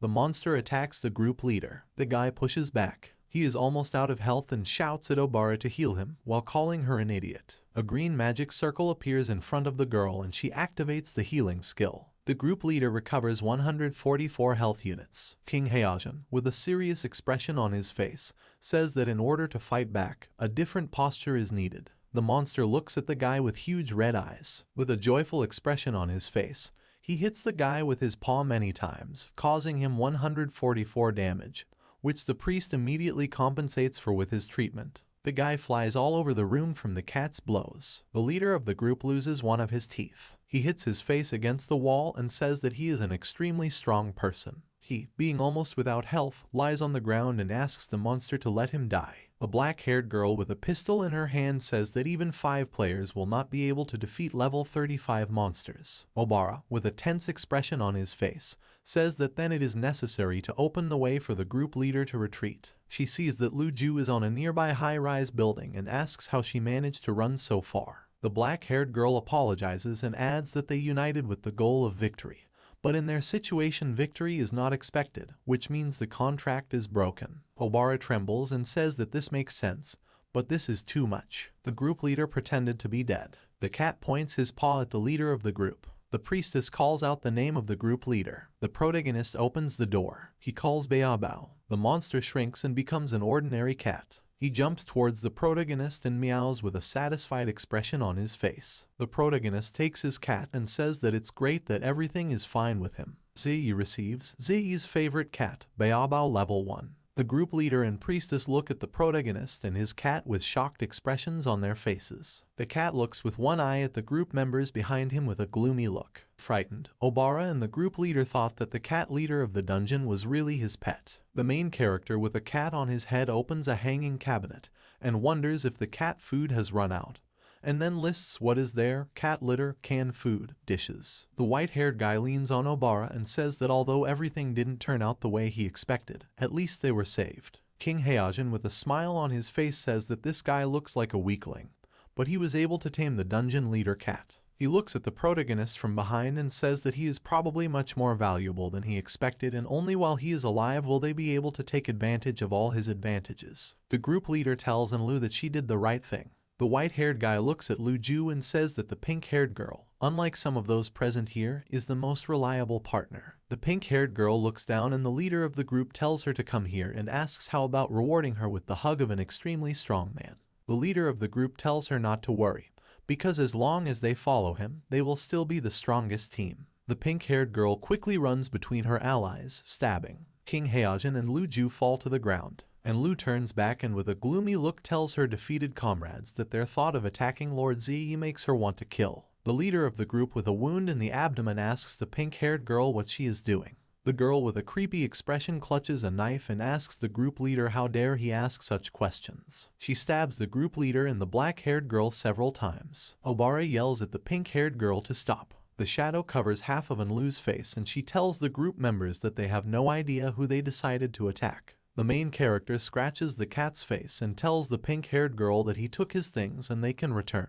And Lu asks the protagonist who is that on his shoulder. The main character says that this is his cat, after which he meows several times. The protagonist adds that he was not with him at the moment when their world changed, and he decided to find him no matter what. The protagonist's favorite cat opens its eye, which begins to glow red. The pink-haired girl says this is what a treasure really is. She bows to the protagonist and says that she understands, and then adds that they are now colleagues. The protagonist is surprised by her words. With a smile on his face, he says that it is not enough to think only about yourself, you also need to take care of those you have tamed. He adds that in any case, we need to return to the city. The protagonist stood on a puddle of blood. He sees the bodies of King Heijin and Lu Ju in front of him. His facial expression shows confusion. His facial expression changes to fear and he screams and asks what happened here. And Lu presses her hand to her chest and says that she saw that they were injured and it was impossible to save them, and she decided to ease their suffering. In the background, Obara is healing two fallen comrades. King Heijin recovers 423 health units and shouts that he is only 2/3 healed, and then asks what kind of injury this is. The pink-haired girl replies that it's because his guts came out. The white-haired guy tells the girl that she was the one who gutted her. Anla closes her eyes and straightens her hair, and then says that it's a pity that there is no hope for recovery. King Heijin presses his hand to his chest and tells Obara to heal him once again. The brown-haired girl concentrates green energy in her hands and says that she really can't heal faster. He says that the bleeding is too fast and therefore she does not have time to treat. The white-haired guy and the black-haired girl regain 423 health points, but at the same time they lose 799 health points due to bleeding. The main character wonders how this happened, and the pink-haired girl laughs and covers her face with her hand, thinking that she smeared the dagger with poison. The leader of the group, with a smile on his face, looked down and thought that monsters of levels 22 and 35 had not killed him and would he really die at the hands of his teammate. And Lu clutches a knife in her hand and with a stern look thought that they even have no idea who they decided to attack. The leader of the group smiles and with his eyes closed thinks that he really made a mistake. He imagines himself drowning in the water and thought that right now he began to regret his ignorance. But it was too late. The main character asks to give him a try. Lu Ju, Obara and King Heijin look at the protagonist with surprised looks. The main character materializes a bandage over his hand and asks if he can help. There is some kind of pattern on the bandage. This is a pattern ghost cloth bandage, on a rank prop. Conditions of use: first aid skill. Use: restores 36,500 health points over 8 seconds. The group leader says that this bandage is made using first aid skills. The black-haired girl asks if this is really a top-rank headband. The skill of providing first aid at the initial stage and subsequent stages is the most expensive, and also requires the skill of making the bandage itself. Someone raised a hand wrapped in a bandage, with gold coins falling from the palm. At low and mid-level stage 1 to 45, the amount of healing of one bandage is comparable to the amount of healing of 5 professional healers working at full capacity. The guy restores 100 units of health with one bandage, while healers restore only 5 units each. The guy with the shield wrapped his hand in a bandage. This bandage can also be used on level 80 defensive warriors directly during battle. However, in the early stages there is little tissue, so no one spent resources on the first aid skill and could not afford it. There are artifacts on the shelves, including a bandage. The protagonist, with a smile on his face, holds a bandage in his hand and says that he really wants to survive in this world, and therefore treatment is the most important thing, so for the first time he improved his first aid skills. The protagonist looks at the group leader and says that he never thought that this skill would be useful to him. The group leader is crying and thought that the protagonist could easily say goodbye to 10 coins, make the dungeon leader his pet and master the first aid skill at the master level. He adds that he had no idea who he dared to attack. The leader of the group smiles with great concern on his face and thought that he felt like a fool. And Lu looks at the protagonist and wants to ask something. Her cheeks turned red and her face became cat-like. She wonders if they will cure them first and then kill them again. She adds that as expected from Lord Ziyi, he knows how to have fun. The pink-haired girl holds her cheeks and giggles evilly. Beads of sweat run down King Heojin and Lu Ju's faces. The white-haired guy says that in this case it is better not to save him. He and the black-haired girl have beads of sweat running down their faces. The protagonist hands the bandage to the group leader and tells him to use it quickly. King Heojin asks if he is worthy of the ghost cloth bandage. The protagonist shouts to the guy that he should stop talking nonsense, because there is nothing more important and dearer than human life. King Heojin cries and calls the protagonist a boss, and then says that from now on he is his debtor. He looks down and sees the system window. It says that he received a transaction request. The main character, with his eyes closed and a dissatisfied expression on his face, says that God knows, he didn't want to take money from them, but since they insist, he won't refuse. A system notification appears according to which King Heojin has lost 12 gold and 52 copper coins and now has 0 coins in his account. Lu Ju lost 82 silver coins, had 0 coins in her account, and Ziyi received 13 gold and 34 silver coins. The main character laughs, and the black-haired girl and the white-haired guy have anxiety on their faces. The protagonist smiles and tells the group leader not to worry, because since he accepted their money, he won't let them die. He uses ghost cloth bandage. He wraps a bandage around the crying group leader. A notification appears indicating that the ghost cloth bandage is being used on King Heojin. A bandage wraps around a naked white-haired guy. The leader of the group gains angel wings and begins to fly, because this is not just a bandage, but a medicine that can heal a wound on his back. He cries and thought that the protagonist also cured his perverted soul. He, Obara, and the black-haired girl see that they have received a notification. King Heojin, with reddened cheeks, squeezes the system notification that says that this person took all their money, and then says that so be it. The white-haired guy increases his level to 21 and now his class is Robber. Obara's level increases to level 20 and her class is now called Priest. Lu Ju increases her level to 20 and her class is now Archer. They are enveloped in a yellow glow. The black-haired girl looks at her hand and thought that the injuries had not only healed, but her skills had also improved. King Heojin thought that even the body had been renewed. The black-haired girl, the white-haired guy, and the brown-haired girl all had shocked expressions on their faces and thought that it must be a modifier hidden under the ghost cloth bandage. They bow to the protagonist, and the leader of the group thanks the protagonist and says that from now on he is like an older brother to them and they will risk their lives for him. The main character puts his hand forward and says that no, it's not necessary, it was just a rescue service.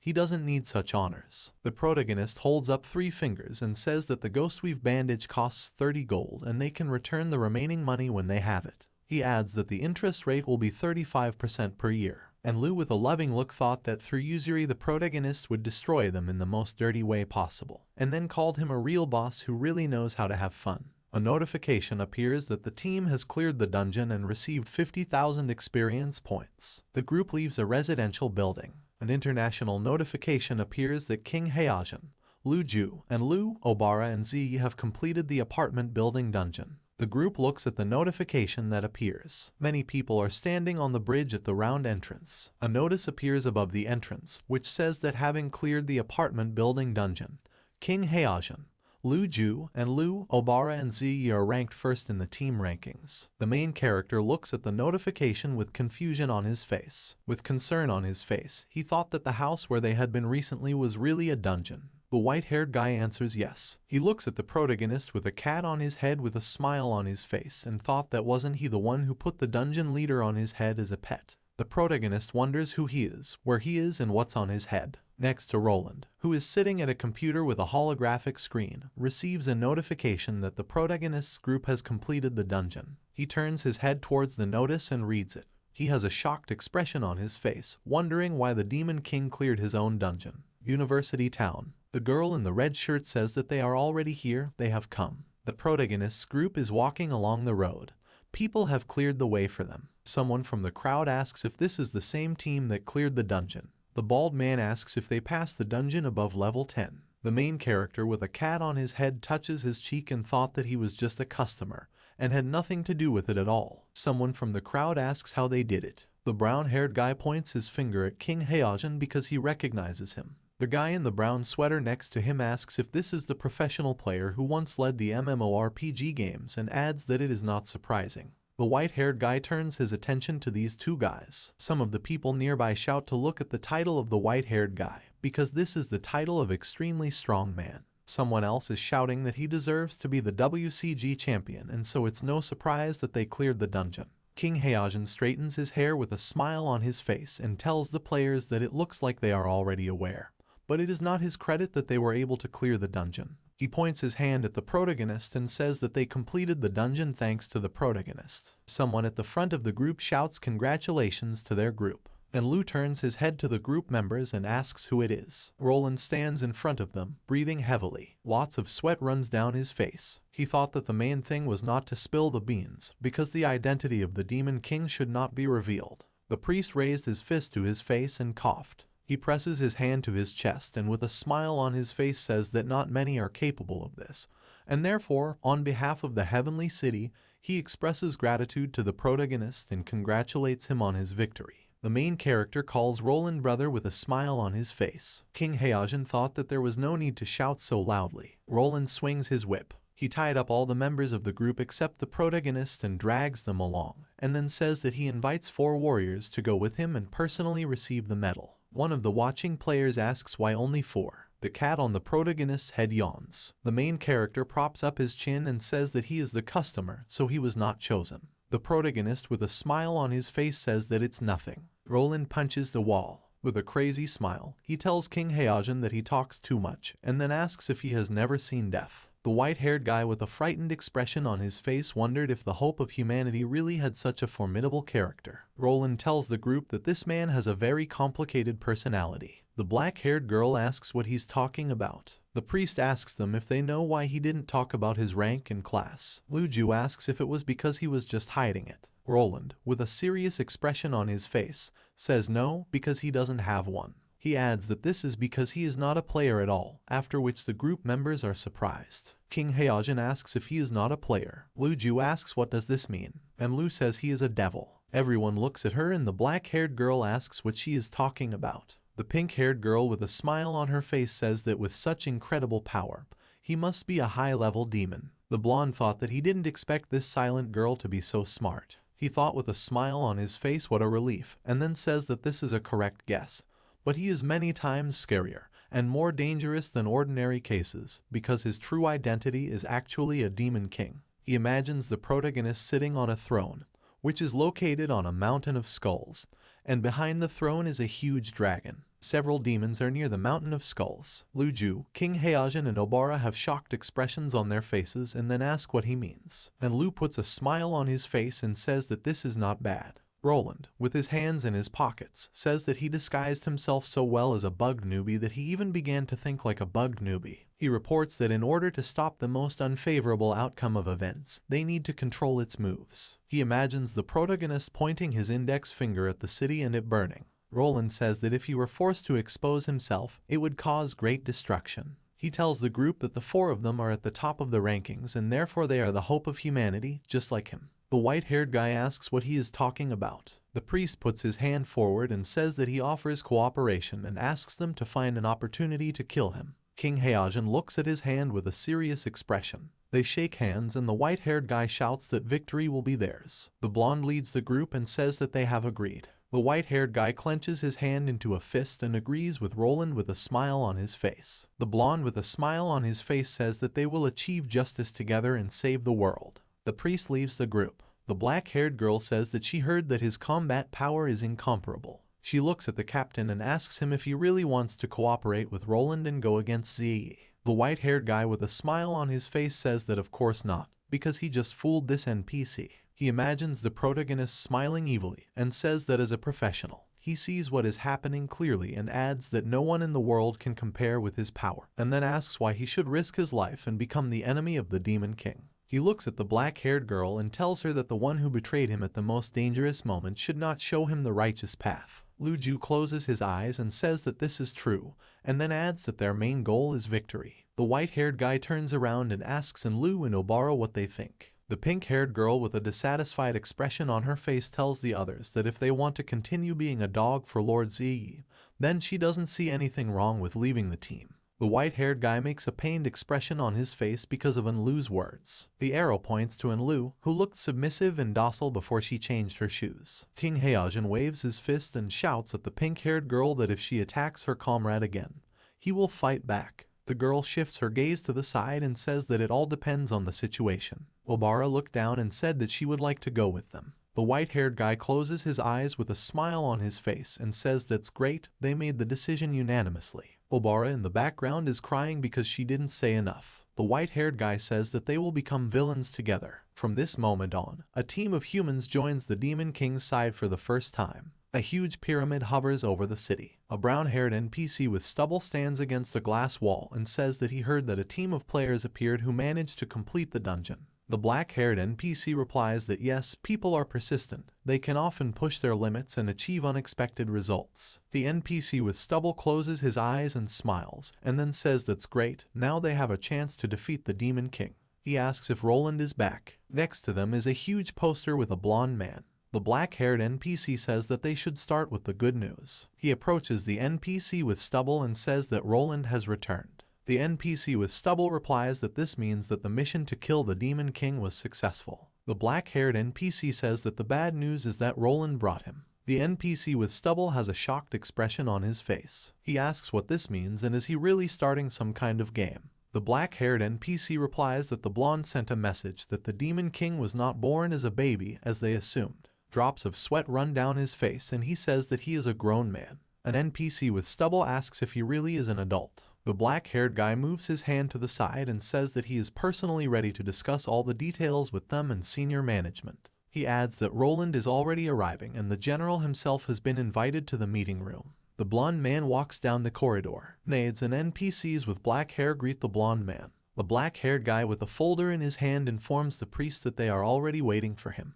The priest thanks the NPC. The black-haired NPC tells the priest that if he needs anything, he can contact him at any time. Roland smiles with open eyes and replies that of course, with joy. The blonde has a serious expression on his face. Towering above him are multiple holographic images of an eye. A voice comes from one of the eyes, noting that Roland has arrived. The other eye asks the blonde what happened to the Demon King. The blonde with a serious expression on his face says that the situation took a turn that they did not expect at all. He remembers what happened to Birth Steel and says that the protagonist was able to twist Birth Steel into a heart shape without using his hands. Someone from the eyes asks that even system artifacts cannot contain him, and then reports that he really does contain enormous power. The images of eyes change to question marks. Someone from the eyes then asks why he didn't completely destroy the blonde. Roland replies that it must be.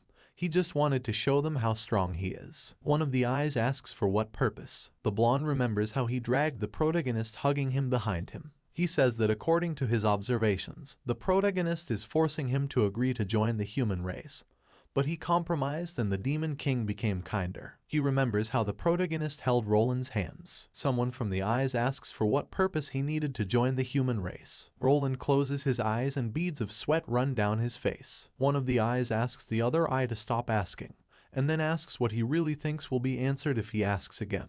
The other eye answers, it cannot know the thoughts of dark creatures and can only guess what they are thinking. Roland tells them no. With a stern look, he says that he should have guessed his true purpose. Images with question marks are replaced by images of surprised and crying faces. One of the interlocutors asks if this is true, and the other reports that everything is happening as expected from the brave and courageous Roland, the hope of all mankind. Another interlocutor reports that he surpasses them even in wisdom. An interlocutor with curly hair asks Roland what his true goal is. The priest says that his goal is to penetrate the players into society. Roland raises his index finger and says that his goal is to cause confusion in the political system and coalitions. He adds that this way he can easily destroy all of humanity. The interlocutors have shocked expressions on their faces. One of them shouts that this is it. Another interlocutor shouts that this really makes sense. Roland says that when he met him today, he was infiltrating the most promising team of players. One of the interlocutors says how fast and cunning he is, and then asks the blonde if he has already taken action. Roland smiles and says that luckily he arrived on time and successfully foiled his plan. Then adds that he was also able to establish friendly cooperation with King Heijin. Some of the interlocutors say that the great Roland is the hope of all mankind. One of the interlocutors says that in other words, he created the dungeon with a purpose. Roland replies that everything is correct. He raises his finger and shouts to assert his prestige and confuse people. At the moment, there are two types of monsters in the game world. The first type is subordinate to the highest evil, under the rule of demons. These are animals and plants mutated on Earth. For example, mutant rats from the dungeon. Several huge rats move quickly, and one of them opens its mouth. The second type, just like them, are the fate bearers of the Earth demons. A huge horned demon stands with a sword stuck in the ground. Next to him stands a demon girl and several other smaller demons. They obey the Demon King and are the main enemies of this world. The Demon King controls all demons and intends to destroy the world. The Demon King sits on a stone throne surrounded by his subordinates. Under the auspices of the hero, he is defeated by the players of the Earth, and this is the main plot of Doom of the Earth. The winged hero thrusts a long weapon into the Devon, which glows with a golden light. The strength of demons is incomparable to that of mutated animals, and only the most elite of them can call themselves leaders. There are 3 demons nearby: a horned demon, a demon with many eyes, and Bullied. The final boss of the dungeon was a leader of sorts. A demon cat sits near a residential building and opens its mouth. A dungeon fortress founded by the army of the Demon King on Earth. The interlocutors in the images have angry expressions on their faces. One of them shouts that to achieve his goal, he even released one of his villainous creatures, whose evil knows no bounds. The man with the small image with a worried expression on his face asks if there is any possibility. Digital beads of sweat run down his image, and he asks if it could be that this Demon King has actually lost his memory, or he is not even aware of his true nature. All the other interlocutors, along with Roland, look at this guy with dissatisfied expressions on their faces. They shout that this is absolutely impossible. One of them shouts and asks him if he really wants to say that the broken Birth Steel Tower, poaching the best team of players and clearing his own dungeon is all a coincidence. Roland closes his eyes and says with a smile on his face that he looks completely innocent. The interlocutor with the small image apologizes and adds that he will not say another word. The shadow of the hair covers the priest's eyes, and he says that they do not have the opportunity to fight him now, and can only wait until they arrive on Earth one by one and other players increase their level. Then they will have the opportunity to kill him, and before from then on he will be responsible for holding it. Some of the players say that then all hope is on Roland and this is the only way out. Another player says that for now he can only watch him. The blonde man stands in the middle above the orange glowing ring. He closes his eyes and leaves. One of the interlocutors tells the blonde that he must protect the future of humanity. Roland has a stern expression on his face. High-rise buildings can be seen behind the glass walls of the room. The protagonist lies down on the bed and sighs. He smiles and his cheeks are red. The protagonist looks at the red and white banknotes and thought it was ironic that the world currency had turned into ordinary waste paper. He thought that in this dangerous game world, a safe zone is the rarest resource, and therefore he acted wisely when he purchased cheap housing. He adds that he bought a house in a safe zone. In the middle of the city there is a large administrative building. Buying a luxury home. Price: 679 gold coins, 99 silver and 99 bronze. Remaining: 0 gold coins, 23 silver and 1 bronze. The protagonist lies on a bed in the middle of a huge room and says that this way he can at least guarantee his own safety. He looks at the ceiling and thinks that he can't just sit and do nothing, waiting for housing prices to rise. He adds that he wants to take part in the game, but being a player with no fighting ability, he needs to find a way to earn more money. The protagonist opens the system window with inventory. His inventory is filled with fried chicken, figurines, ghost bandages, and a Bullied egg. The protagonist made a thoughtful expression on his face and fell into thought. The protagonist imagines a hammer hitting an anvil and thinks of option A. Use his manufacturing skills to help others and take commissions from them. Option B. Collect various items and sell them. The pickaxe hits the ore vein where the glowing stone is located. Option C. Exchange existing resources for money. The guy in the cap gives the guy in the apron a bag in exchange for money. The protagonist clenched his hand into a fist and said that there is only one option. The protagonist takes out a purple Bullied egg and says that he will sell it. He walks with an egg in his hands and says that he sold her roca and clothes at a good price. The cat lies on a pillow near the bed. The protagonist smiles with reddened cheeks and says that he does not know how much he will get for this thing, but it can be exchanged for something. He slips on the ground. The protagonist drops the egg on the ground. Cracks have appeared on it. The protagonist begins to tremble. He has a frightened expression on his face, and he screams and asks if this will cause it to fall in price. The protagonist wrapped the purple egg in a ghostly bandage. He puts his palms together and with tears in his eyes says that he will sell it tomorrow at dawn before it finally cracks. The protagonist moves away from the egg and says that he will order takeout food, take a shower, and go to bed. The cat looks at the protagonist with its pupils. The egg makes cracking sounds. The egg disappears and a purple image of a girl appears in the middle of it. She stands on the table. The girl is wrapped in ghostly bandages. She thought with flushed cheeks that she was the great Bullied, one of the 7 heavenly kings reborn under the patronage of the Demon King. She remembers how Roland defeated her and thought that she did not expect to appear here, but it does not matter, because the Demon King will destroy the entire world, as was destined. The girl smiles and mentally turning to the Demon King asks him to wait a little because she will find him. She heard a loud noise. Next to her, the cat demon increased greatly in size. The girl has a shocked expression on her face. Bullied looks at the demon cat and asks the Baobao cat if he is. She puts her hand to her chest and asks him why he is here. The cat asks the girl if she knows him. Bullied averted her pupils to the side and told the cat that she saw him in her dream. She imagines sleeping in the middle of empty space and reports that time slowed down and she was immersed in emptiness. She adds that she had a dream in which there was a being who showed her a prophecy that when the 2 worlds merge, the devil will lead his army and destroy all of humanity. The protagonist sits on a horse, and behind him are many demons. She tells Baobao that in her dream he was the devil's closest friend. The cat sits on the shoulder of the smiling protagonist. The girl adds that there was the great demon himself, who has power over all monsters. Great and terrible. The cat with a smile on his face says that it's clear now. Bullied says in a raised tone that this creature told her the place where the Demon King himself would be born, and waking up, she went in search of him to greet him.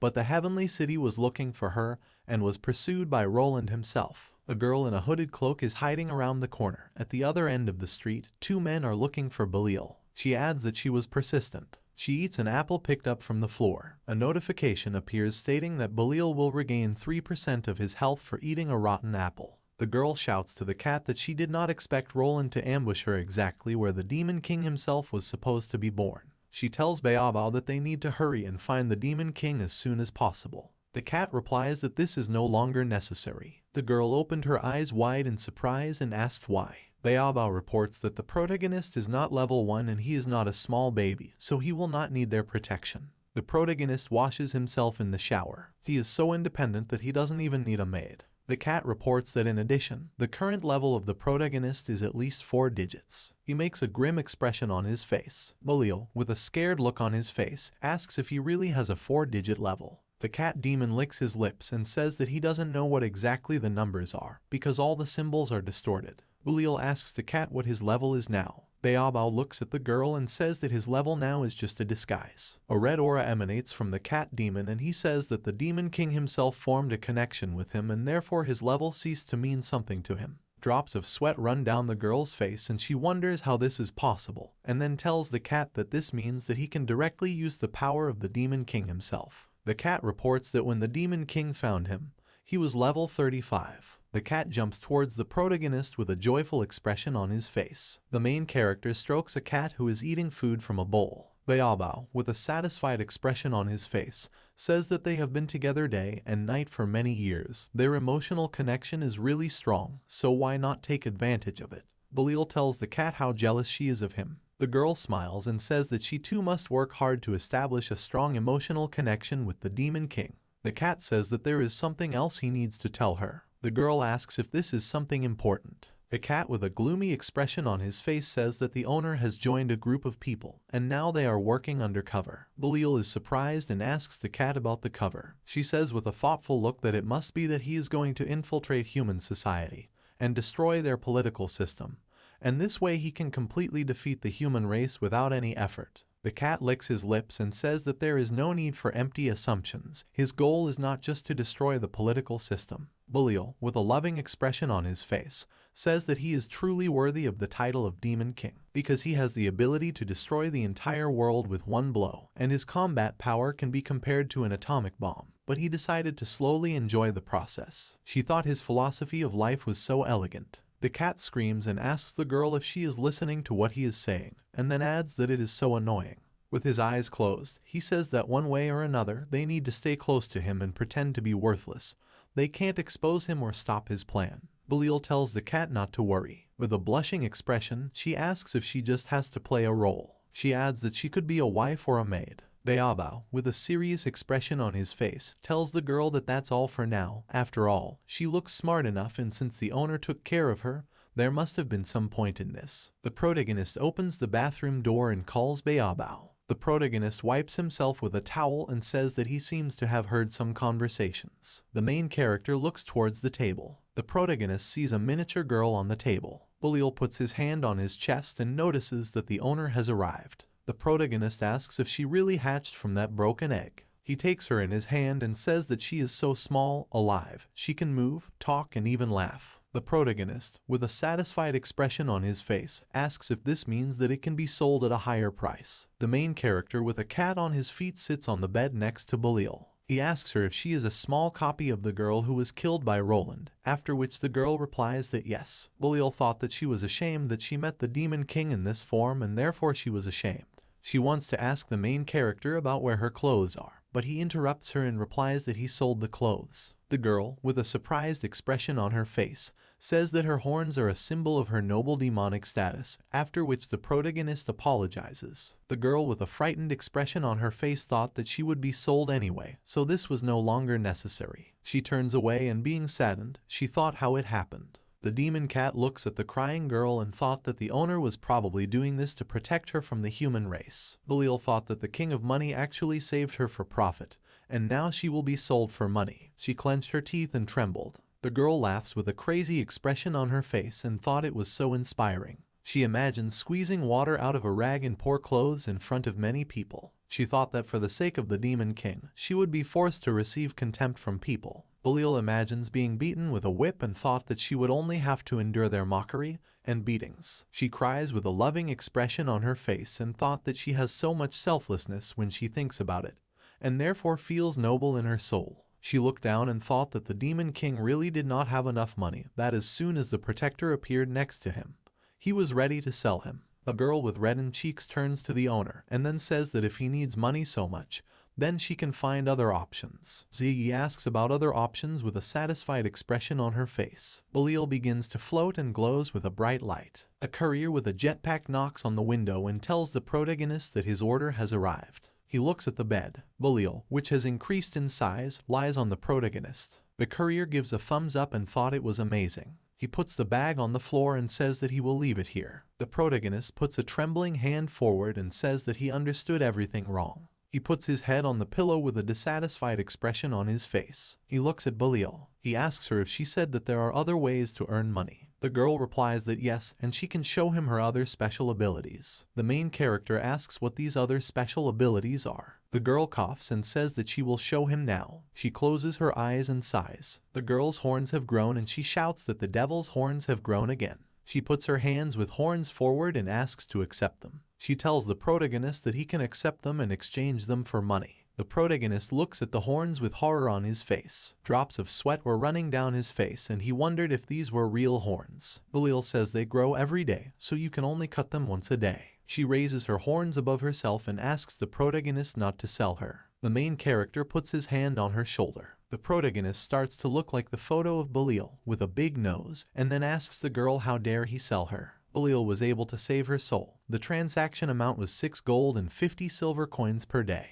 Pet number 1 Beabao eats 1350 grams of raw meat every day, and consumption 2 silver and 13 copper coins. The cat lies near a bowl of food. Pet number 2 Bullied eats 3 fried chickens every day, and costs 36 silver and 24 copper coins. While Bullied is in his chibi form, the protagonist can save a lot of money. A demon girl sits in front of 3 cookies. Mini Bullied eats 3 cookies per day and costs 6 copper coins. A girl with a satisfied expression on her face eats cookies. Therefore, it will remain in its mini format until special occasions. The girl sits on a pillow and asks the protagonist what their next step is. The protagonist asks the girl about the next step. The demon cat with a frightened expression on his face thought that she was stupid. With such a direct question, it was very easy to reveal them. The protagonist raises his finger up and says that the essence of the game is that players improve themselves in order to then go through dungeons.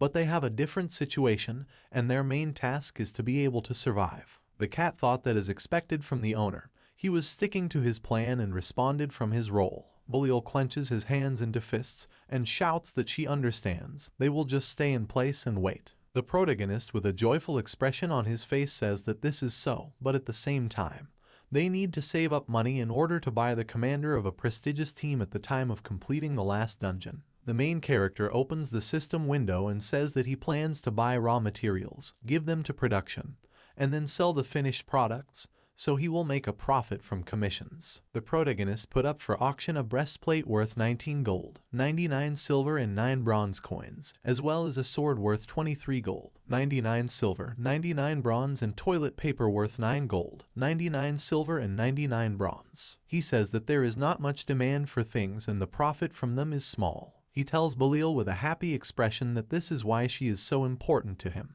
The demon girl has a surprised expression on her face. She calls the master with a joyful expression on her face. The girl grows new horns and says that she will be a hard worker. Bullied was promising. In the next morning, the protagonist exits the gate. Bullied leans his hand on the glass wall. She thought with a smile on her face that it was great that she could help the demon king himself. There is bright light shining from the windows. Bert's steel glows with a bright light. Someone shouts that he has arrived. A long-haired man dressed in black and wrapped in yellow tape lands on the ground. Some say that after Lord Roland, this is the second highest level NPC. The man has 2 gold earrings on his ears. Someone says that this is the bishop of the church, Mr. Pucci. Roland, surrounded by many black-haired NPCs with a smile on his face, says that great, here comes the help. Many dark-haired NPCs say that when all the high-level NPCs arrive, they can begin the offensive and then they can stop being afraid of this terrifying devil. Pucci smiles happily. He tells the blonde that he shouldn't make a mountain out of a mountain.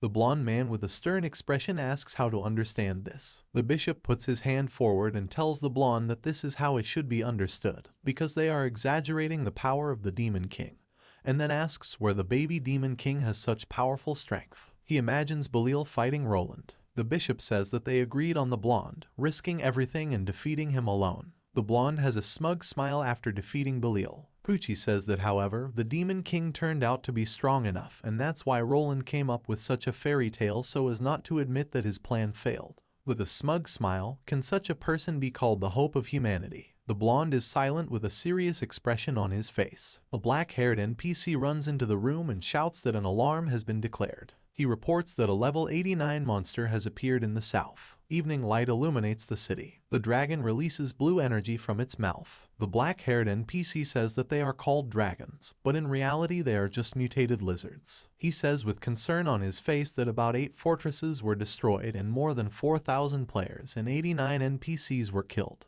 He shouts to call for help, and the bishop has a surprised expression on his face. Roland quickly leaves and says that he is moving forward. Pucci says that this is speed, and the blonde asks the bishop to wait for him here. Roland turns around and with an angry expression on his face tells the bishop that he will prove to him that he is stupid and arrogant. A blonde guy gets on a motorcycle and an NPC with black hair tells him to be careful. The priest replies to the NPC that he leaves it to him to watch the demon king in his absence. The guy, with concern on his face, points his finger at himself and asks if he really needs to go after the demon king. Roland shouts at the NPC that he is a fool, and then asks him if he knows how strong the demon king is. He adds that they must know his every move. The black-haired NPC asks what he should do. The blonde asks the NPC to simply question the protagonist. The black-haired NPC asks if he will really tell everything if you just ask him. Roland hands the red package to the NPC and asks him to take it with him. The black-haired guy looks into the package with anticipation and says that it is a gift. The blonde raises his finger up and with a smile on his face says that this is the greatest family heirloom,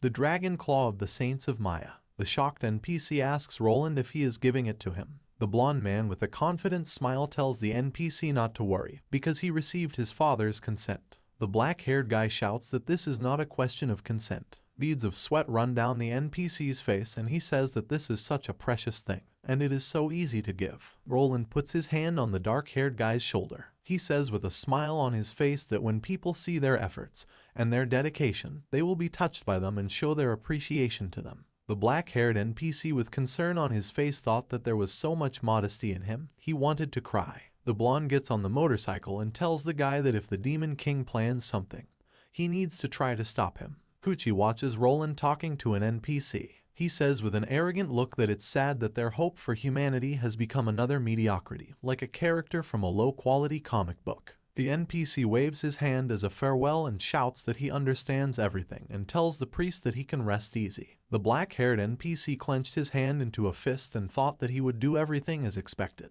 Another dark-haired NPC asks the guy with the red bag who is getting on his bike if he is leaving right now. The guy with the red bag replies that yes, he has an important task and he cannot make a mistake. The dark-haired NPC is told by someone to wait. Poochie jumps from the second floor. The NPC with the red package asks Bishop Poochie if this is it. The bishop lands on the ground. He tells the NPC that he will go with him. With a smile on his face, he says that he wants to see with his own eyes how strong this invincible demon king is. Poochie, with a smug smile on his face, thought that he had indeed prepared the means in advance to create an army in the future that would destroy the world. He concluded that he did have the financial skills to prepare for a rainy day, and that it was possible that he had indeed underestimated it. He wants the protagonist to show him what he is capable of. The bishop asks the black-haired NPC to call the demon king to meet him. The NPC tells the bishop not to joke like that and asks him to watch from afar and not take any dangerous actions. Poochie smiles with his eyes closed and asks if some mediocre NPC is teaching him what to do. He reports that the demon king is simply financially literate. The bishop adds that he does not adhere to their assessment of the demon. Poochie turns his head and says that when he returns to the Sky City, he will report to everyone how irresponsible Roland is for allowing the demon king to buy an entire building. He turns his head towards the NPC, but he is no longer in the same place. The guy puts a red bag forward and asks the cat, who is lying on a pole, to accept it. The bishop shouts and asks that the most valuable relic of the Lee family, the dragon claw of the Mayan saints, will not be given to the demon king, but only for the pleasure of his assistants. And when did this fat cat appear here? The cat lies on a pole and looks at the black-haired guy. The black-haired NPC tells the cat that Roland asked him to bring it to them. The cat asks who it is and says that he has not heard of such a thing. The bishop gritted his teeth and said that Roland must have messed up, because he really used his family's heirloom to satisfy this animal that only knows how to eat, sleep, and lick itself. The cat, with a dissatisfied expression on his face, thought that he would like to chat a little with the NPC in order to adhere to his master's plan to infiltrate the human race. The cat thought about King Heijin and tells the NPC that he thought that he was about that little one who can only bully the weak and is afraid of the strong, and also treats his subordinates poorly. The dark-haired NPC replies that it's understandable. He takes out a family heirloom from the bag, which shines brightly with golden light. The cat puts his claws behind his back and says that this thing will be very useful for scratching his back, and then thanks the guy. The black-haired NPC with a nervous smile wondered if he was really using the legendary relic just to scratch his back. He tells the cat that he is apparently happy. Baobao crosses its front paws and asks people if they have anything else, then tells them to get out of here if they don't. The black-haired NPC says that there is something else he needs to tell Mr. Cat. The bishop clenched his teeth in anger and shouted that he's had enough. He won't tolerate this anymore. He raises his index finger up and concentrates a huge amount of swirling energy above himself. He shouts and asks who this ignorant creature thinks he is, and then adds that he will teach him a lesson now. The bishop begins to float and raises both hands up, and then shouts to the cat that he will now show him all human strength. In the foreground, a black-haired guy puts his hand forward and says that he just wants to ask if Mr. Z has any plans to destroy the human world in the near future. Court of Holy Light level 42 is a powerful skill that can not only deal great damage to enemies, but also stun them. The cat stands on its hind legs. He tells the black-haired NPC that they will discuss this later. The black-haired NPC with a smile on his face replies that he will wait. The bishop, with confusion on his face, asks what he just said. The cat turns around and says that he has some work to do. The bishop looks in the same direction where the cat was looking. He sees a dragon in the sky and asks if it is a dragon. A dragon with glowing blue eyes flies towards them. The bishop shouts and asks how this can happen. The black-haired guy shouts that no, this is not a dragon, but a mutant lizard. The demon cat silently looks at the flying monster. The bishop, with an angry expression on his face, asks if Roland didn't go to stop him. A blonde man rides a motorcycle after a dragon. The dragon continues to fly, and the blonde pursues it. The blonde stands on a motorcycle with a sword in his hand. Roland jumps onto the dragon from a motorcycle. The dragon swung its tail to push the blonde away. The blonde blocks the blow with his sword, even though it wasn't easy. The dragon knocked Roland down and he falls to the ground. The blonde lands on the ground. Everything is covered in smoke and dust. Roland made it out of the smoke and survived. The priest makes a dash with an angry expression on his face, continuing his pursuit. He says that if they meet face to face again, next time he will defeat him. Roland continues the chase, but the dragon has already flown away. He says that this worm realized that he had defeated him and flew straight to the safety of the city. The dragon flies right over the city. He is not interested in strong people. He only likes hard food. The dragon opens its mouth. He flies against the background of the sunset. The black-haired NPC asks what they should do. The bishop also asks what they should do. Pucci thought that even though Roland himself could not stop this monster, they still had nothing to worry about. With a smile on his face, he thought that this was a safe zone and this was a great opportunity to see how strong their defense system was. He looks at Birth Steel, which is bent into the shape of a heart, and his eyes bulge. He shouts and asks if this is a tower made of Birth Steel. The black-haired guy asks the bishop if he really didn't know, because in Chapter 3, Mr. Roland specifically activated the Birth Steel Tower against the Demon King, as a result of which it became like this. Pucci, with an angry expression on his face, shouts to the black-haired NPC that now he has no time for his chatter. The dragon begins to descend. It concentrates blue energy in its mouth. Drops of sweat run down Pucci's face and he screams that things are bad. A huge golden stream of energy emanates from the dragon. The bishop, with a frightened expression on his face, shouts that in case of an unsuccessful attack and without the protection of the Birth Steel Tower, all entry-level players located in the safe zone will die. He sees a huge ball of golden energy shining above him, and then says that this is the end. The dragon releases a powerful stream of energy from its mouth. Baobao's eyes suddenly lit up. He responded with an equally destructive death ray. The cat's beam stopped the dragon's beam. Its beam pierces right through the dragon. Roland stops the motorcycle and watches what is happening in amazement. The bishop and the black-haired NPC shout with shocked expressions that this level 84 mutant was killed with one hit in a matter of seconds. The sky turns blue again and the cat lies down in his place again, like a watchdog. Baobao asks the black-haired guy what he wanted to ask. The NPC, with a worried look on his face, forgot what he wanted to say due to the fact that he was shocked and a critical operating system error appeared behind him. He's foaming at the mouth and a bunch of bug windows appear behind him. Pucci gritted his teeth and thought that fortunately his attack was unsuccessful. He was crying and holding a glowing cross in his hands. He thought that God was still protecting him. He hands the cat a relic and then tells him to accept this cross, which has been passed down in his family from generation to generation.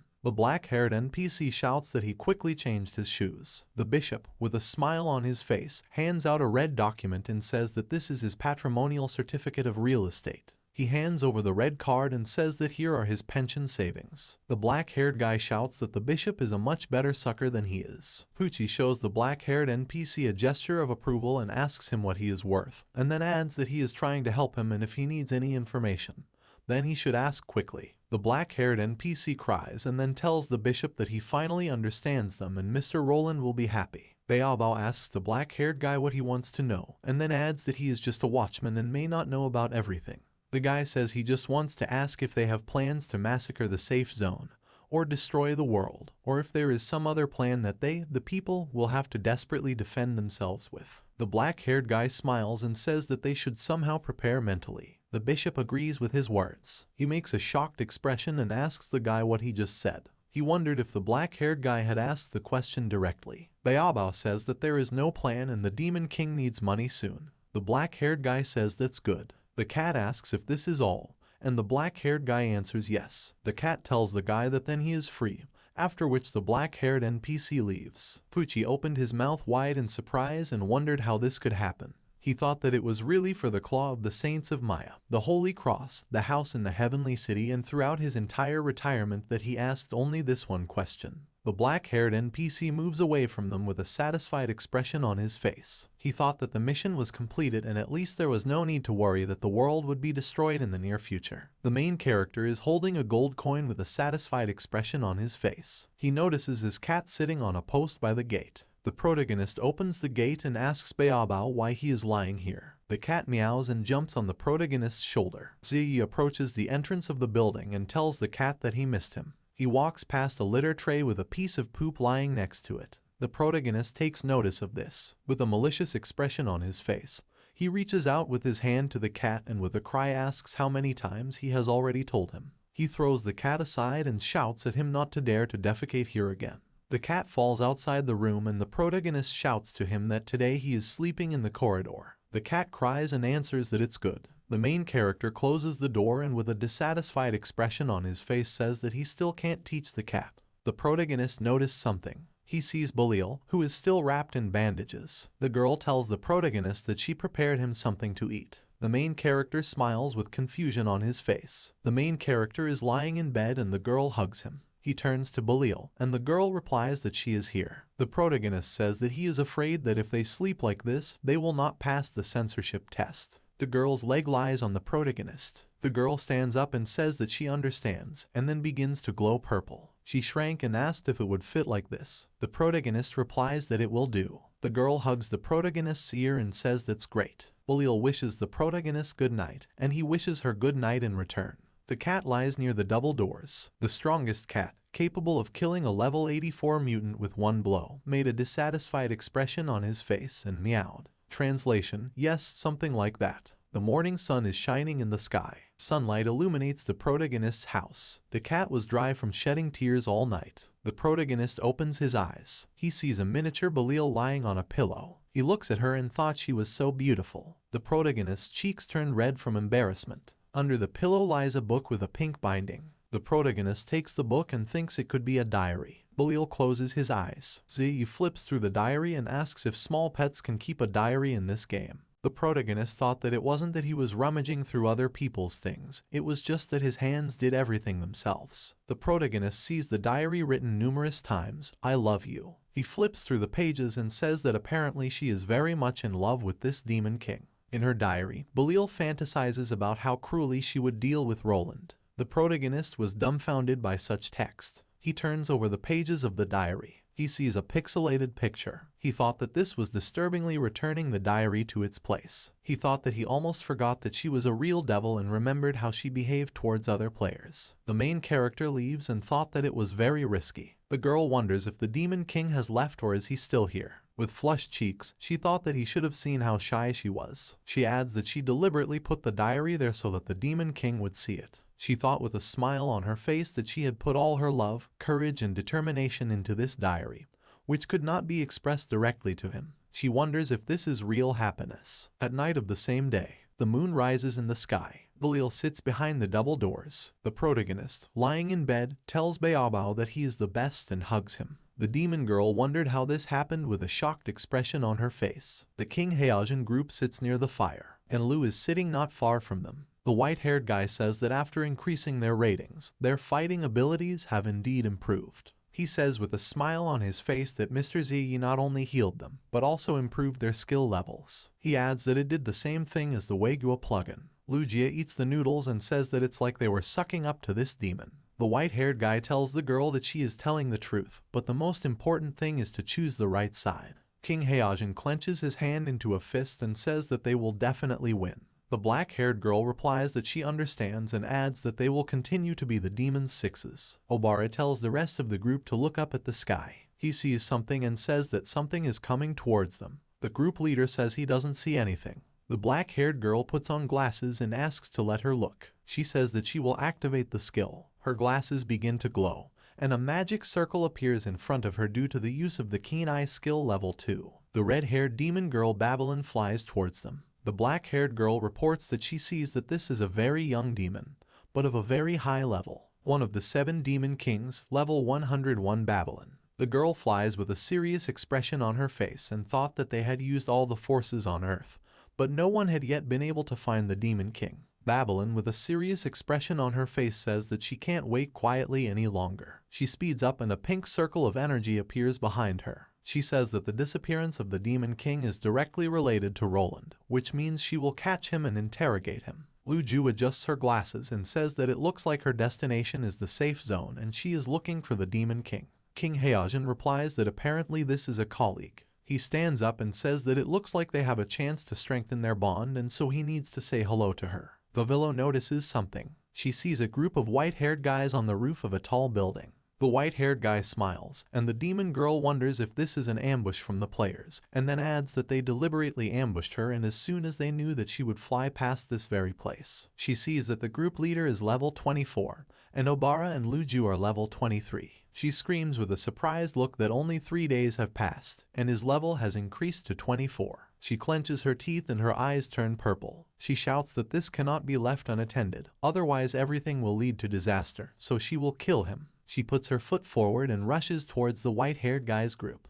King Heijin looks at the girl who is flying towards them. He smiles and asks the girl if she came here to find Ziyi. Babylon kicks the group leader. He is pushed into a building nearby. The demon girl lands on the ground as Obara and Lu Ju look at her. Babylon approaches the black-haired girl very quickly. The black-haired girl tries to say what their goal really is, but the demon girl kicks her in the stomach. Obara screams the name of the black-haired girl, who is pushed into a nearby skyscraper. Obara forms a green magic circle in front of her and uses level 3 healing. Babylon takes her hand and asks if there is anything she can do to help. She smiles menacingly and is about to attack the healer. She throws a punch, but her hand stops. The demon girl asks if something is blocking her blow. The pink-haired girl blocks the attack with an object that emits a golden glow. Babylon asks the girl who she is. A notification appears that the girl's name is in Lu.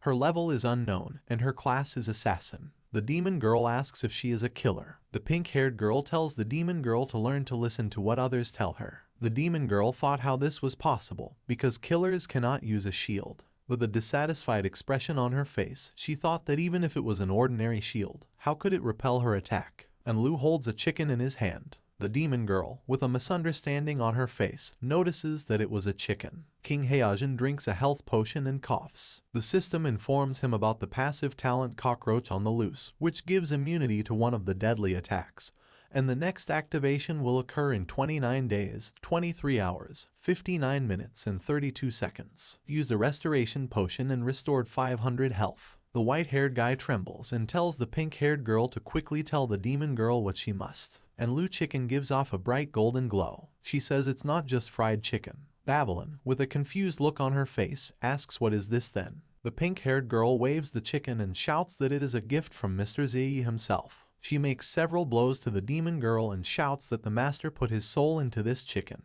Babylon pushes away, and Lu shouts that this is proof that this belongs to Mr. Ziyi. The pink-haired girl swings a chicken. She hits the demon girl many times and shouts that this is the highest treasure in this world. Several golden waves of energy hit the demon girl. Babylon has jumped onto the roof of another high-rise building and sees a bright golden glow. She raises a chicken above her, from which powerful golden energy emanates, which looks like a sword. She shouts that she calls her the chicken that gives victory, Excalibur Chicken. A huge stream of golden energy rushes towards Babylon. Destructive energy destroys everything in its path. A huge crater was left on the ground in front of Enlu after the attack. Obara clenches his hand into a fist and says that at first glance it is an ordinary fried chicken, but is capable of resisting a level 101 demon. Enlu stomps repeatedly. She holds the chicken in both hands with a happy expression and says that Mr. Ziyi guessed that she would face danger, and therefore gave her the treasure. The group leader looks at his group members. With a dissatisfied expression on his face,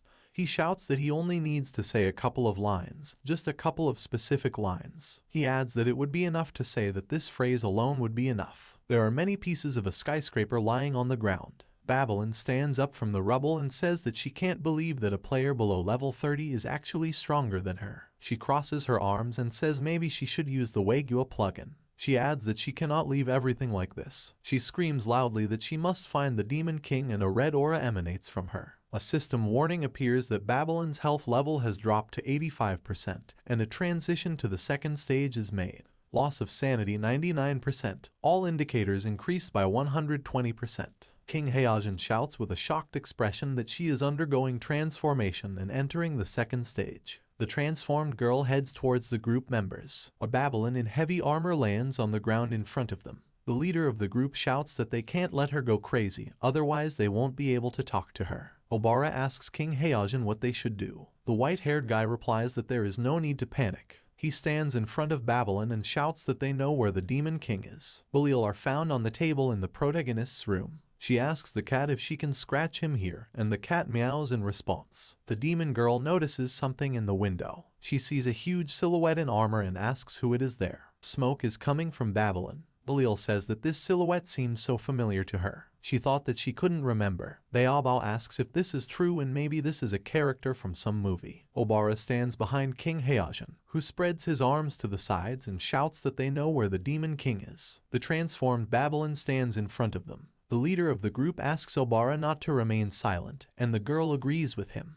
The brown-haired girl raises her finger and says that the Demon King is in the safe zone and he disguised himself as a newbie player. They accepted his job application and he hired them to take his cat. On the way, they had an emergency that left them injured, but the Demon King showed his kindness and extended a helping hand.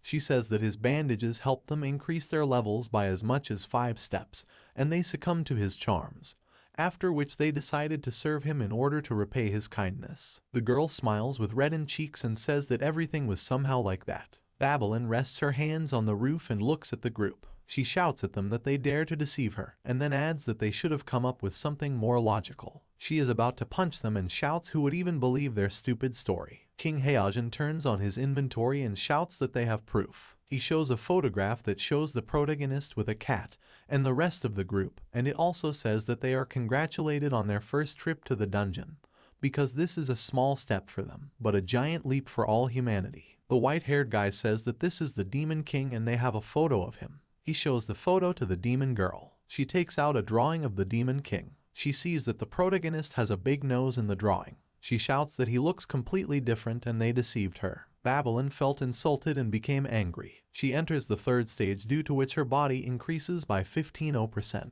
The range of her attacks is increased by 2000%, and her sanity is lost by 100%. Babylon gathers a huge ball of black and red energy above herself, and then shouts to the group members that they dare to ambush her, and then adds that she will crush everything here within a 100-mile radius. The white-haired guy shouts to Enlu that the negotiations have failed, and then asks him to stop the demoness. The pink-haired girl cries and then says that Mr. Zi's gift is ruined. The white-haired guy asks if this thing can only be used once. He turns towards his other comrades. He sees the notice that Lu Ju has left the team and beads of sweat run down his face. A huge ball of black and red energy is directed towards the group. She shouts to the group that they will all die, and the ball almost reaches its target. A golden beam pierces the black and red ball. Babylon noticed something. King Heojin and Obara also noticed something. Bullied appears with a cat on his back. The group shouts that this particular cat was the boss of the dungeon. Baobao says they are on time. Bullied asks the friendly troops to stop. The cat demon tells the red-eyed girl that if they start fighting here, it will ruin the plans of the Demon King. Babylon opens her mouth. She fires several missiles that leave red trails behind them. Rockets fly at Bullied and the cat. Baobao says that the Demon King is now disguised as a human and hiding in the city. He is thinking of a deeper, serious plan. Several explosions occur, and the cat demon asks to stop all this and he will take her to him. A huge red beam rushes towards the cat and Bullied, but they dodge the attack. The cat looks at the enemy with a serious expression on his face. Obara exclaims that she has gone crazy. King Heojin says that he is not sure and it seems that they are the ones who have gone crazy. The cat screams why we can't have a constructive conversation. Babylon looks at the cat and Bullied through the helmet system and thought that she could not make out anything from this meow. Baobao remains silent with a serious expression on his face. The cat develops human-like arms and legs. He raises his hand. He hits the red beam with his hand. Golden energy is concentrated in his hand. He meows and the red beam hits Bullied. The red energy hits the ground and then bounces off the ground. The main character stands with a bag of money in his hand. The protagonist is enveloped by wind currents. He notices that the breeze is so cool. The main character smiles and says that it looks like today will also be a peaceful and calm day. Sell Devil Horn X2. Received 12 gold, 98 silver coins. Bullied and the cat land on the ground. The cat asks the red-eyed girl if she is ready to listen now. It is in the middle of a huge crater. Babylon, lying on the ground, looks at the cat and perceives his words as meowing. The red-eyed girl is foaming at the mouth. Her health level is close to 0. She says she doesn't understand cat language. Baobao says that after greeting the owner, he forgot to switch the language. The cat opens a window of the system where there are cat, dog, human and devil languages. Cat's nickname, Master of 4 Languages. The cat asks Bullied why she didn't tell him anything. The girl replies that she completely forgot. She didn't think it was worth worrying about such details. Babylon asks Bullied if this is it. She clenches her hand into a fist and tells her that she is still alive, and then offers to go with her to save the Demon King, and then blow up this entire safe zone. Baobao grows and sighs and with an angry expression on her face tells the red-eyed girl that it looks like she really wanted her death. Obara clenches his hands into fists and is glad that they are still alive. King Heojin says with a smile on his face that it was a false alarm. Lu Ju says it's a pity because she managed to buy coffins for everyone. The brown-haired girl looks at the black-haired girl and tells her that she didn't come back to save them. The leader of the group asks the black-haired girl why she is still alive and how she can tell them such things. He adds that it looks funny but is not really very sad. Lu Ju averts her pupils and says that they are all her teammates, so she says so, and then adds that it seems like it's fate that she is still alive. She says she watched from afar and noticed something. She looks at the cat and then says that in appearance it looks like an overf domestic cat, but in fact it is a monster that can kill the leader of level 101 demons with just one attack. The cat asks Babylon if she understood everything, and the red-eyed girl answers yes. The white-haired guy with a smile on his face says that he really has a lot of strength, but he didn't feel it. Obara thought that he really couldn't feel the power. The black-haired girl says that it is unimaginable how great power is sealed in him. King Heojin remembers how the cat threw him from side to side and says that it looks like he survived thanks to Ziyi. And Lu has golden particles in his hands. She cries and says that Mr. Ziyi's gift has dissipated. Obara thought how complicated everything was. Light reflects off the double doors. The protagonist opens the double doors that lead to his room and calls out for Beabao. She enters the room and calls out to Belil, then asks where they are. The protagonist, with a frightened expression on his face, thought that these are troubled times, and then wonders if everything is okay with them. He notices that the electronic scoreboard has started to glow. He sees on the board that King Heojin and his group have come. The protagonist, with tears on his cheeks, hugs the cat with Belil and thanks the white-haired guy's group for saving Beabao and returning Belil. The white-haired guy with a smile on his face says that they met them by chance and therefore there is no need for such politeness. He thought that actually it was they who saved them. The protagonist clenched his hand into a fist and takes the white-haired guy by the hand, and then shouts that there is no need for so much formality. He adds that the group leader can call him Yi, but he will call him Heojin. The white-haired guy's cheeks turn red. He asks if this is true. The main character asks the group members to come in quickly, and Lu says that actually they brought a small gift. The main character asks what kind of gift this is. King Heojin replies that this is a small pet and he thinks that the protagonist will like this. The white-haired guy holds a miniature Babylon in his hands and says that here she is. Babylon level 1, use after binding.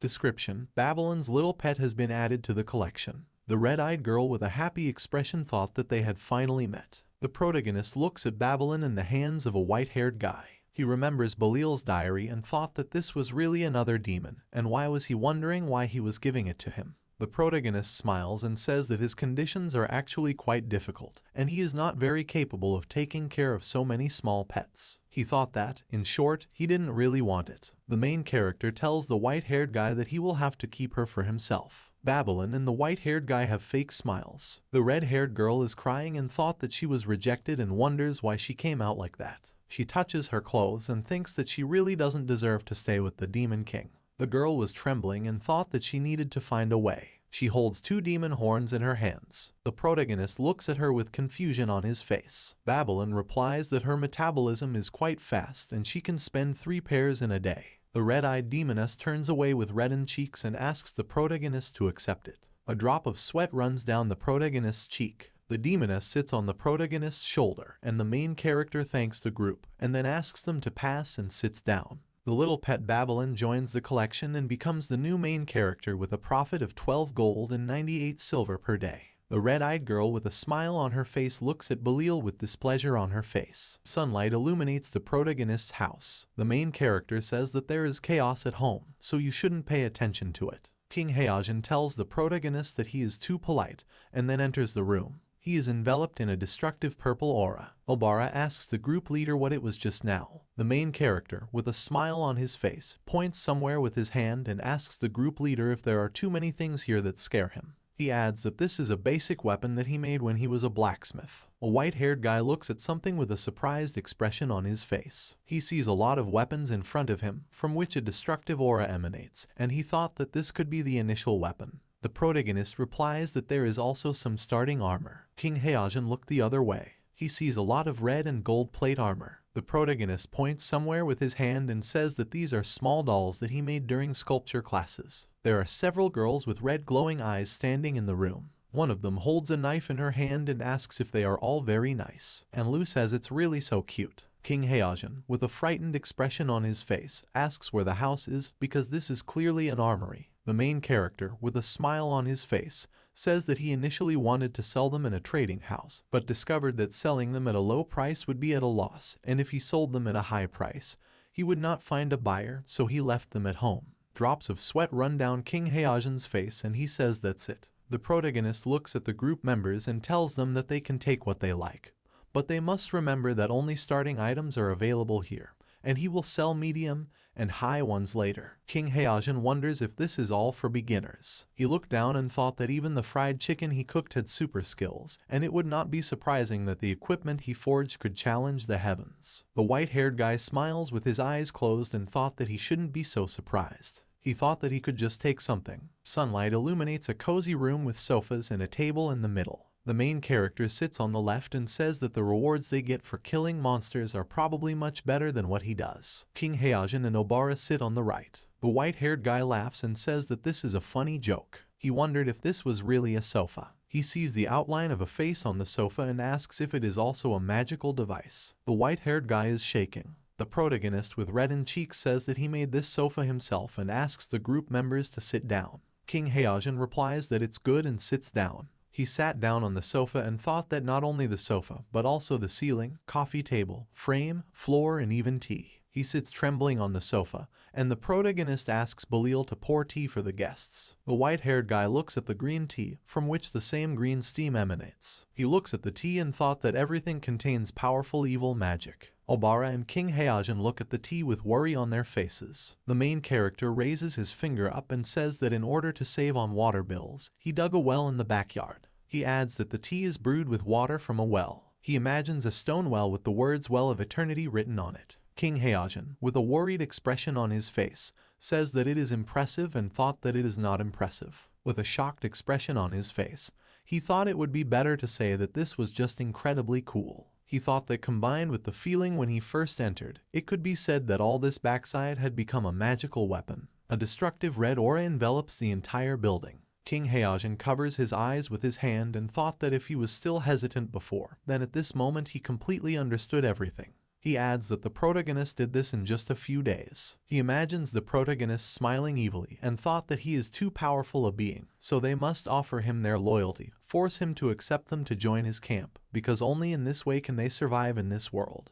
The main character puts his hand forward and tells his guests not to be shy and drink tea. The group members agree and drink from the glasses. The main character looks at King Heojin and tells him that he just heard that there was a fierce battle near the safe zone. He tells the group that this is where they picked up Babylon. He imagines the group members fighting the red-eyed demoness. King Heojin looks down with concern on his face and then says that yes, it is. He wonders if the protagonist is going to blame them. The main character drinks tea with a smile on his face and says that he is very sorry because the battle was so cruel. The white-haired guy with a frightened expression on his face thought that of course they were to blame. He says they didn't expect this to happen. The protagonist says that fortunately, the result is good. King Heojin asks what result we are talking about. The protagonist replies that of course this means that the white-haired guy's group survived and they can appear at his house and drink tea together. He adds that this is so wonderful. The white-haired guy hits his chest with his fist and says with a stern look that yes, they came right away, without wasting a minute. The main character smiles with his eyes closed and tells King Heojin that he wants to congratulate him for surviving. The white-haired guy replies that yes, he survived, thinking that it means that he passed the test of the Demon King. He smiles and thought that it looks like the Demon King has accepted them. The main character tells the group of the white-haired guy to drink tea, after which they agree. The main character looks at Enlu and asks her if she ate the fried chicken he gave her last time. The pink-haired girl thought that Mr. Ziyi, as expected, had an excellent understanding of the battle. She adds that he knows that she has used up the chicken. The protagonist opens his inventory and says that he still has a lot of things left here, and storing them takes up a lot of space. So he will give a little. The pink-haired girl receives a notification from the system in the form of an envelope. The system reports that the girl receives 20 pieces of fried chicken from Ziyi. According to the system notification, each group member receives 20 fried chicken. King Heojin, Obara and Luju open the system windows with surprised expressions on their faces. The pink-haired girl with reddened cheeks thought it was such a valuable treasure, and he sent them 20 pieces each. The girl put her palms together and thought that she would never let down the protagonist's trust. She looks with a gloomy look at the members of her group who have frightened faces and thought that she would not allow them to disappoint the protagonist. King Heojin thought with a worried expression that although his teammates were seriously ill, he could tolerate it. As long as the Demon King approved of them, there would be no problem. He thinks that if nothing like this happens, they can firmly stand on the winning side until the end of the game. The main character turns to the ringing. He asks if someone has come. The digital scoreboard features Roland. The blonde man holds a package in his hand with a smile on his face and says that he heard that there was a small fight just outside, so he came here to express his condolences. He opens the door and asks Roland if he really came even though he has a lot to do. The main character says that he heard that there was a small battle, so he came. The blonde says he came here because of that battle. He adds that if the protagonist needs help, he can contact him at any time. He notices Babylon and Bullied, which are sticking out of the protagonist's black bag. The blonde, with a shocked expression on his face, wondered if Bullied had really died and why was she here then, and moreover, why were there two of them? Roland's pupils shrank and he thought that something was wrong. He feels a red aura underneath him, and then he thinks that this building has really turned into a magical weapon. The blonde opens his mouth in surprise. He sees stands with weapons and armor as well as golems. He closes his mouth and thinks that he is preparing to destroy the world. The protagonist's entire house is painted red due to magical energy. Roland thought that this entire building was his stronghold. The blonde looks at the protagonist's back and wondered if it was because they did something bad that he became unhappy. The shadow covers the blonde's face and he thought that he needed to hold him back. The protagonist took Roland to King Heijin and his men. The blonde turned his attention to the white-haired guy. He thought that this was the team that closed the dungeon, and then wondered why they were in the house of the Demon King. A white-haired guy with confusion on his face wonders why Roland is here. The blonde opened his eyes wide in surprise. He sits down and thought that even before him they noticed the unusual behavior of the Demon King and had already come here to investigate. He adds that they are excellent and therefore worthy of being the first team of humans, so this comforts his heart. Roland winks at the white-haired guy and gives him a thumbs up, trying to show that they need to work together to stop the Demon King from destroying the world. The white-haired guy with a worried look clasped his hands together. The main character notices Roland giving King Heijin a thumbs up and then asks him if they know each other. The blonde with a smile on his face says that yes, they know each other. The white-haired guy looks at him with a dissatisfied expression on his face. The main character with a smile on his face says that they only suppressed the big battle that took place. He adds that it must have been difficult to survive and there were many casualties. A drop of sweat runs down Roland's face and he wondered if the protagonist was deliberately making fun of them. He says that yes, victims are inevitable. The main character says that honestly, this world is so interesting and he really doesn't want it to be destroyed like this, but he can't do anything about it. The protagonist clenches his hand into a fist and shouts to the blonde that they have to work harder and save this world. Roland, with a shocked expression on his face, thought that it was clear that he believed that the world had become too boring and therefore wanted to bring fire to this world. The blonde lowers his gaze and says that he understands what to do. He trembles and says that he wants something interesting, and then asks if Mr. Z thinks elves are interesting enough. The protagonist asks if there are elves in this game. Roland says he knows of an area that has not yet been opened to the public called the Ancient Land of the Elves, and if you search, you can find it. The protagonist with inspiration on his face says that what the blonde said interested him. He adds that if there is an opportunity, he really wants to watch it. Roland clenches his hand into a fist and says that then he will go catch. The protagonist, with concern on his face, asks why he is going to catch someone. King Heijin thought with a smile on his face that this is a really good show, because people's hope is so humble in front of the Demon King. The main character with his eyes closed says that Brother Roland thinks so highly of him and he is very happy, but he is just a beginner and has no fighting ability. The protagonist turns his head towards the white-haired guy and tells Roland that in order to open a future for humanity, he should rely more on him. The blonde and the protagonist look at the leader of the group. The protagonist says that he is the best player. King Heijin sits with his eyes wide open. He gets up from his seat and thought that Mr. Z misunderstood his relationship with Roland. The blonde says that as expected from Mr. Z, he really can't hide anything from them. He adds that he really developed a deep collaborative relationship with the first team of people. The white-haired guy clenched his teeth in anger. The blonde asks if it is true that now that this fact has been discovered, there is no need to hide it. King Heijin asks him what he is talking about. Roland, with a pleased expression on his face, tells the group that now that they have been discovered, they need to act openly. He adds that this time, when they go in search of the elves, they will go with him and together they will definitely be able to achieve their goal. The protagonist asks if it's true, and Roland clenches his hand into a fist and tells him to be sure of it. The main character says that it's good. He said that they are a special category of people created by heaven and earth. The blonde laughs and King Heojin looks at him with a shocked expression. Roland and a group of white-haired guys leave the building, and then the priest says that they will leave right now. The main character waves at them and then tells them to come again next time. He closes the double doors. King Heojin thought with a shocked expression that their intentions were completely misunderstood. Roland looks at him silently. He smiles and says that although he doesn't know why the white-haired guy is sad, he thinks that he is scared by the anger and arrogance of the Demon King.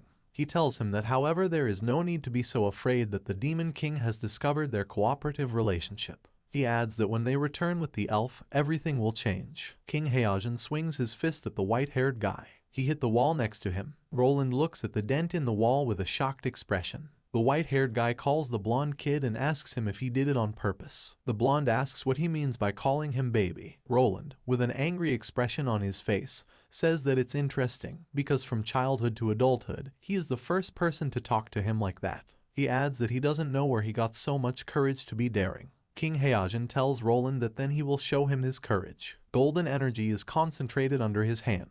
Roland sees fried chicken in front of him and asks what it is. The white-haired guy asks Roland if this chicken impresses him. The blonde closes his eyes and thanks the guy, and then tells him that he is not hungry. Lu Ju crosses her arms and tells the captain that she didn't want to say anything at first, but he's so stupid that she just can't remain silent. The white-haired guy puts the chicken in his inventory and tells the girl to shut up, and then says that he knows what she is going to say. King Heojin thought that he couldn't just conflict with him, because it would be bad if he ruined the Demon King's plan. Roland tells the group that he doesn't understand why they are unhappy. He adds that they should be honored to have the opportunity to collaborate with him, the hope of humanity. King Heojin replies that so be it, and then asks why cooperate with them at all. Roland concentrates the golden energy in his hand and says that as he just said, he needs to open the closed area, catch the elf and bring him to the Demon King so that he can postpone his plan to destroy the world. King Heojin tells the blonde that these words sound as if they were spoken by an honest person.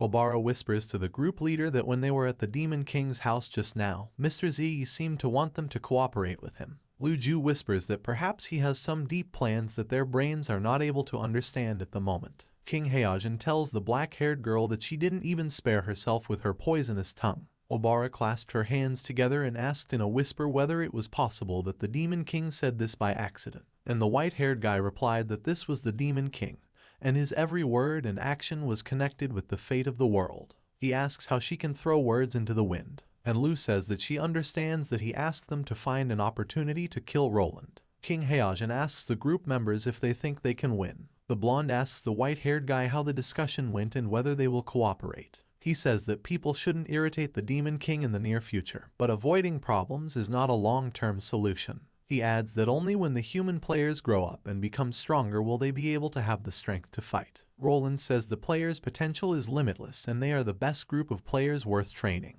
He adds that if they work with him, they will be able to receive rewards far beyond the current level, as well as experience, equipment, and money. He holds out his hand and asks how about this, because this must be a big temptation for him. King Heojin turns his back to the priest and says that then they need to go. With a dissatisfied expression on his face, he says that a handshake is not necessary, and the priest looks at him with misunderstanding. The main character watches them through the window. He says with admiration on his face that they seem to have become very good friends. He says that he must unite Brother Roland and the first human team, otherwise they will not know who to turn to for help if they encounter difficulties. The main character holds hands with Roland and King Heojin, who shake hands. The main character thought that he was really a genius, and Babylon, Belial, and the cat were watching him. The protagonist's pets have delighted expressions on their faces. Baobao thought that although he doesn't know what the Demon King is doing, he is truly a genius. Many numbers are visible in the red sky. King Heojin holds a knife in his hand.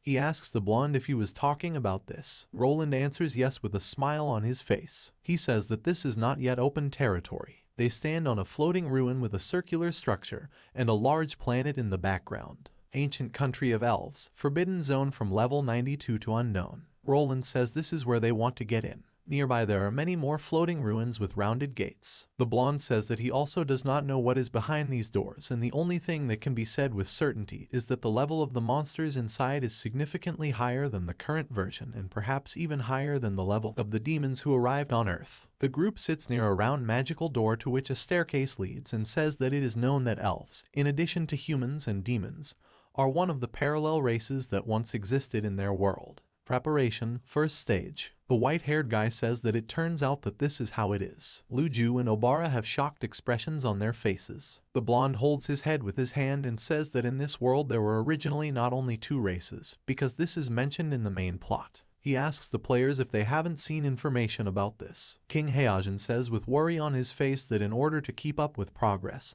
he skipped all these things. He asks how else he could be ahead of the other teams. Roland closes his eyes and says that humanity's skills and technology are supposed to come from the deity Morsi, borrowing his divine power to resist the cruel demons. He adds that both sides have been fighting each other for thousands of years, and the world has been in a constant state of war. Roland opens the system window and says that during this period, races unable to compete with humans and demons for survival resources gradually died out.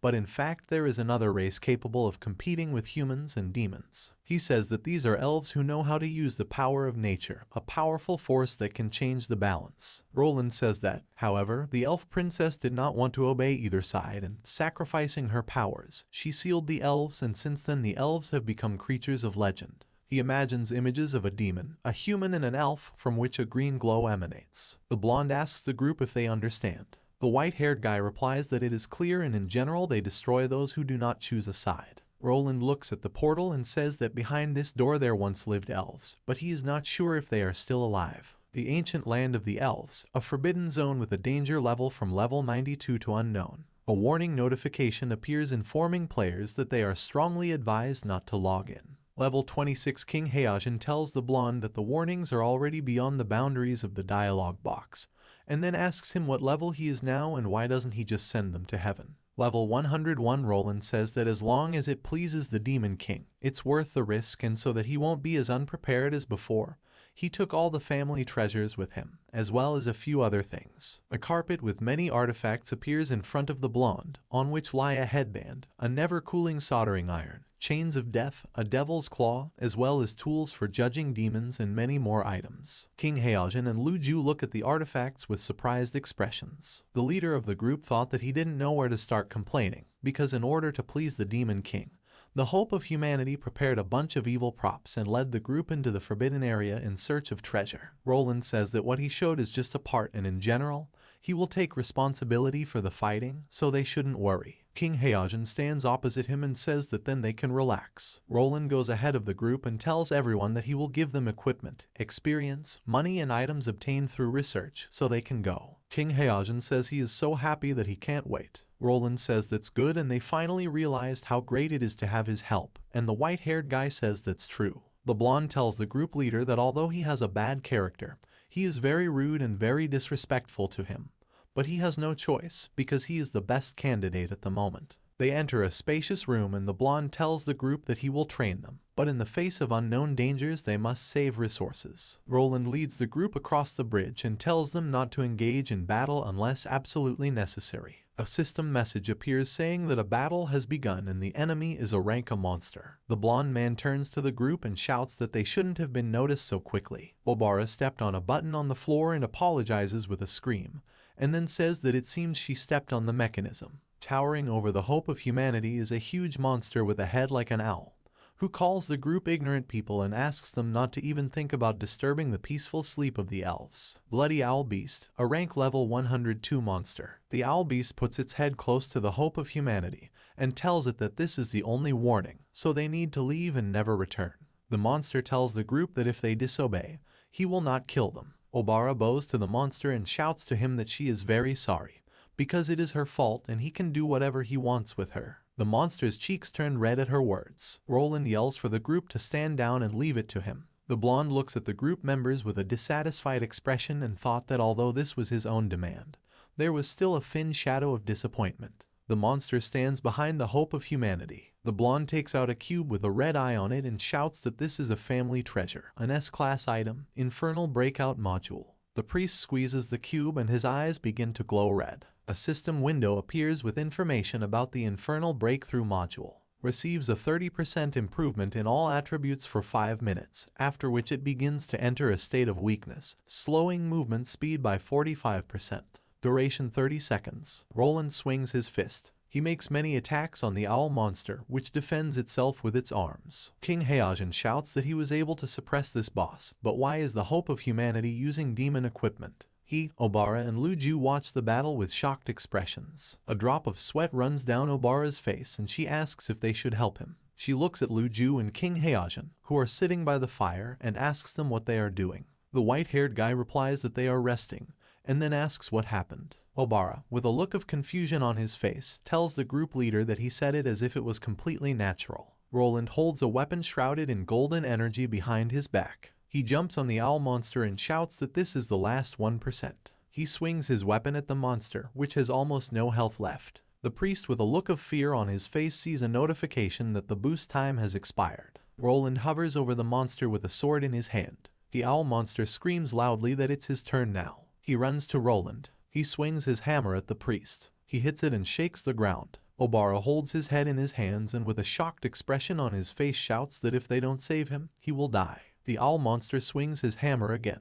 He stops the hammer right next to King Heijin. Behind the white-haired guy sits a wounded Roland. The priest asks the white-haired guy holding a chicken in his hand what he is doing, because he must know that he is not his opponent. Roland, with confusion on his face, asks the white-haired guy why he brought out the fried chicken again. King Heijin dashes towards the enemy and swings his chicken. Roland, with concern on his face, screams and asks if he really ran forward and is trying to bribe the monster with food. His eyes are covered by a shadow and he shouts to King Heijin to come back quickly. He adds that he admits that his idea is very brilliant, but he saw this boss. He asks the guy if he really thinks he will like grilled chicken. A level 102 blood owl beast holds a hammer in two hands. King Heijin runs straight towards the monster. The owl monster with an angry expression asks what level 26 is doing here. He swings his weapon at the white-haired guy. King Heijin makes a swing. He used fried chicken to strengthen. He hits his enemy directly. He cuts the monster into two parts. Roland, eyes wide open, says he doesn't understand anything.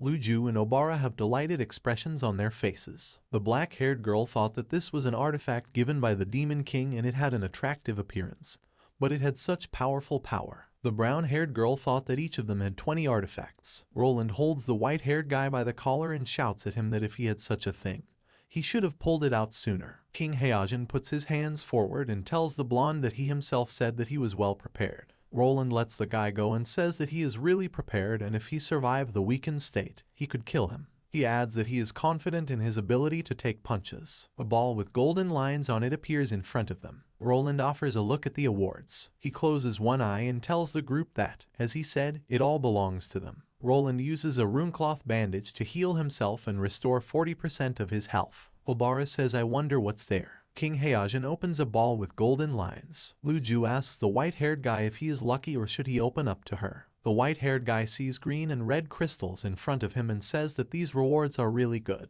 He says that this much money is enough for financial freedom at the initial stage, and ore will not be needed to strengthen equipment at later stages. Reward: 15 gold coins, 43 silver coins and 33 bronze coins. Obtained: elemental ore, burning core, rare ore, earth source. King Heijin thought with flushed cheeks that it was a pity that this was nothing more than trash compared to the fried chicken given to him by the Demon King. He adds that more and more he feels that being the Demon King's subordinate is incredibly beneficial to him. Obara says that the equipment did not fall, and Lu Ju calls the group leader unlucky. The white-haired guy says that swapping the fried chicken for them was even a bit of a loss, but it's better than nothing, so it's worth sharing later. Roland looks at him silently. He reports that he suddenly thought of something, after which the group turns their attention to him. The blonde guy with a grim expression tells the white-haired guy that the weapon he just used is so powerful, and then asks where it came from. His sword is enveloped in golden, crackling energy and he asks if it could be that the Demon King gave it to him. The blonde moves his sword to the side. Obara, with an anxious expression on his face, says that in the process of leveling up, they picked up a rare treasure chest and by investing 998 copper coins, they were able to get super powerful equipment. Drops of sweat run down her face and she says that they are so lucky. She holds instructions from King Heijin behind her back. The group leader says that this is exactly so. Lu Ju put her hand in her pocket and thought that there is an item that can easily kill a level 100 monster. Only a fool would believe such a delicious lie. Roland silently looks at the group members. A drop of sweat runs down the black-haired girl's face and she thought that this was not good. She might have to start a fight. The blonde man turns around and tells the group members to share the rewards while he goes ahead to look around. Luju thought that he really believed it. She thought with misunderstanding on her face whether it could be that he really was a fool. King Heijin with a smile on his face says that Roland reminded him of something, and Luju asks what he reminded him of. King Heijin says that it is really unreasonable for the Demon King to give them such a powerful weapon,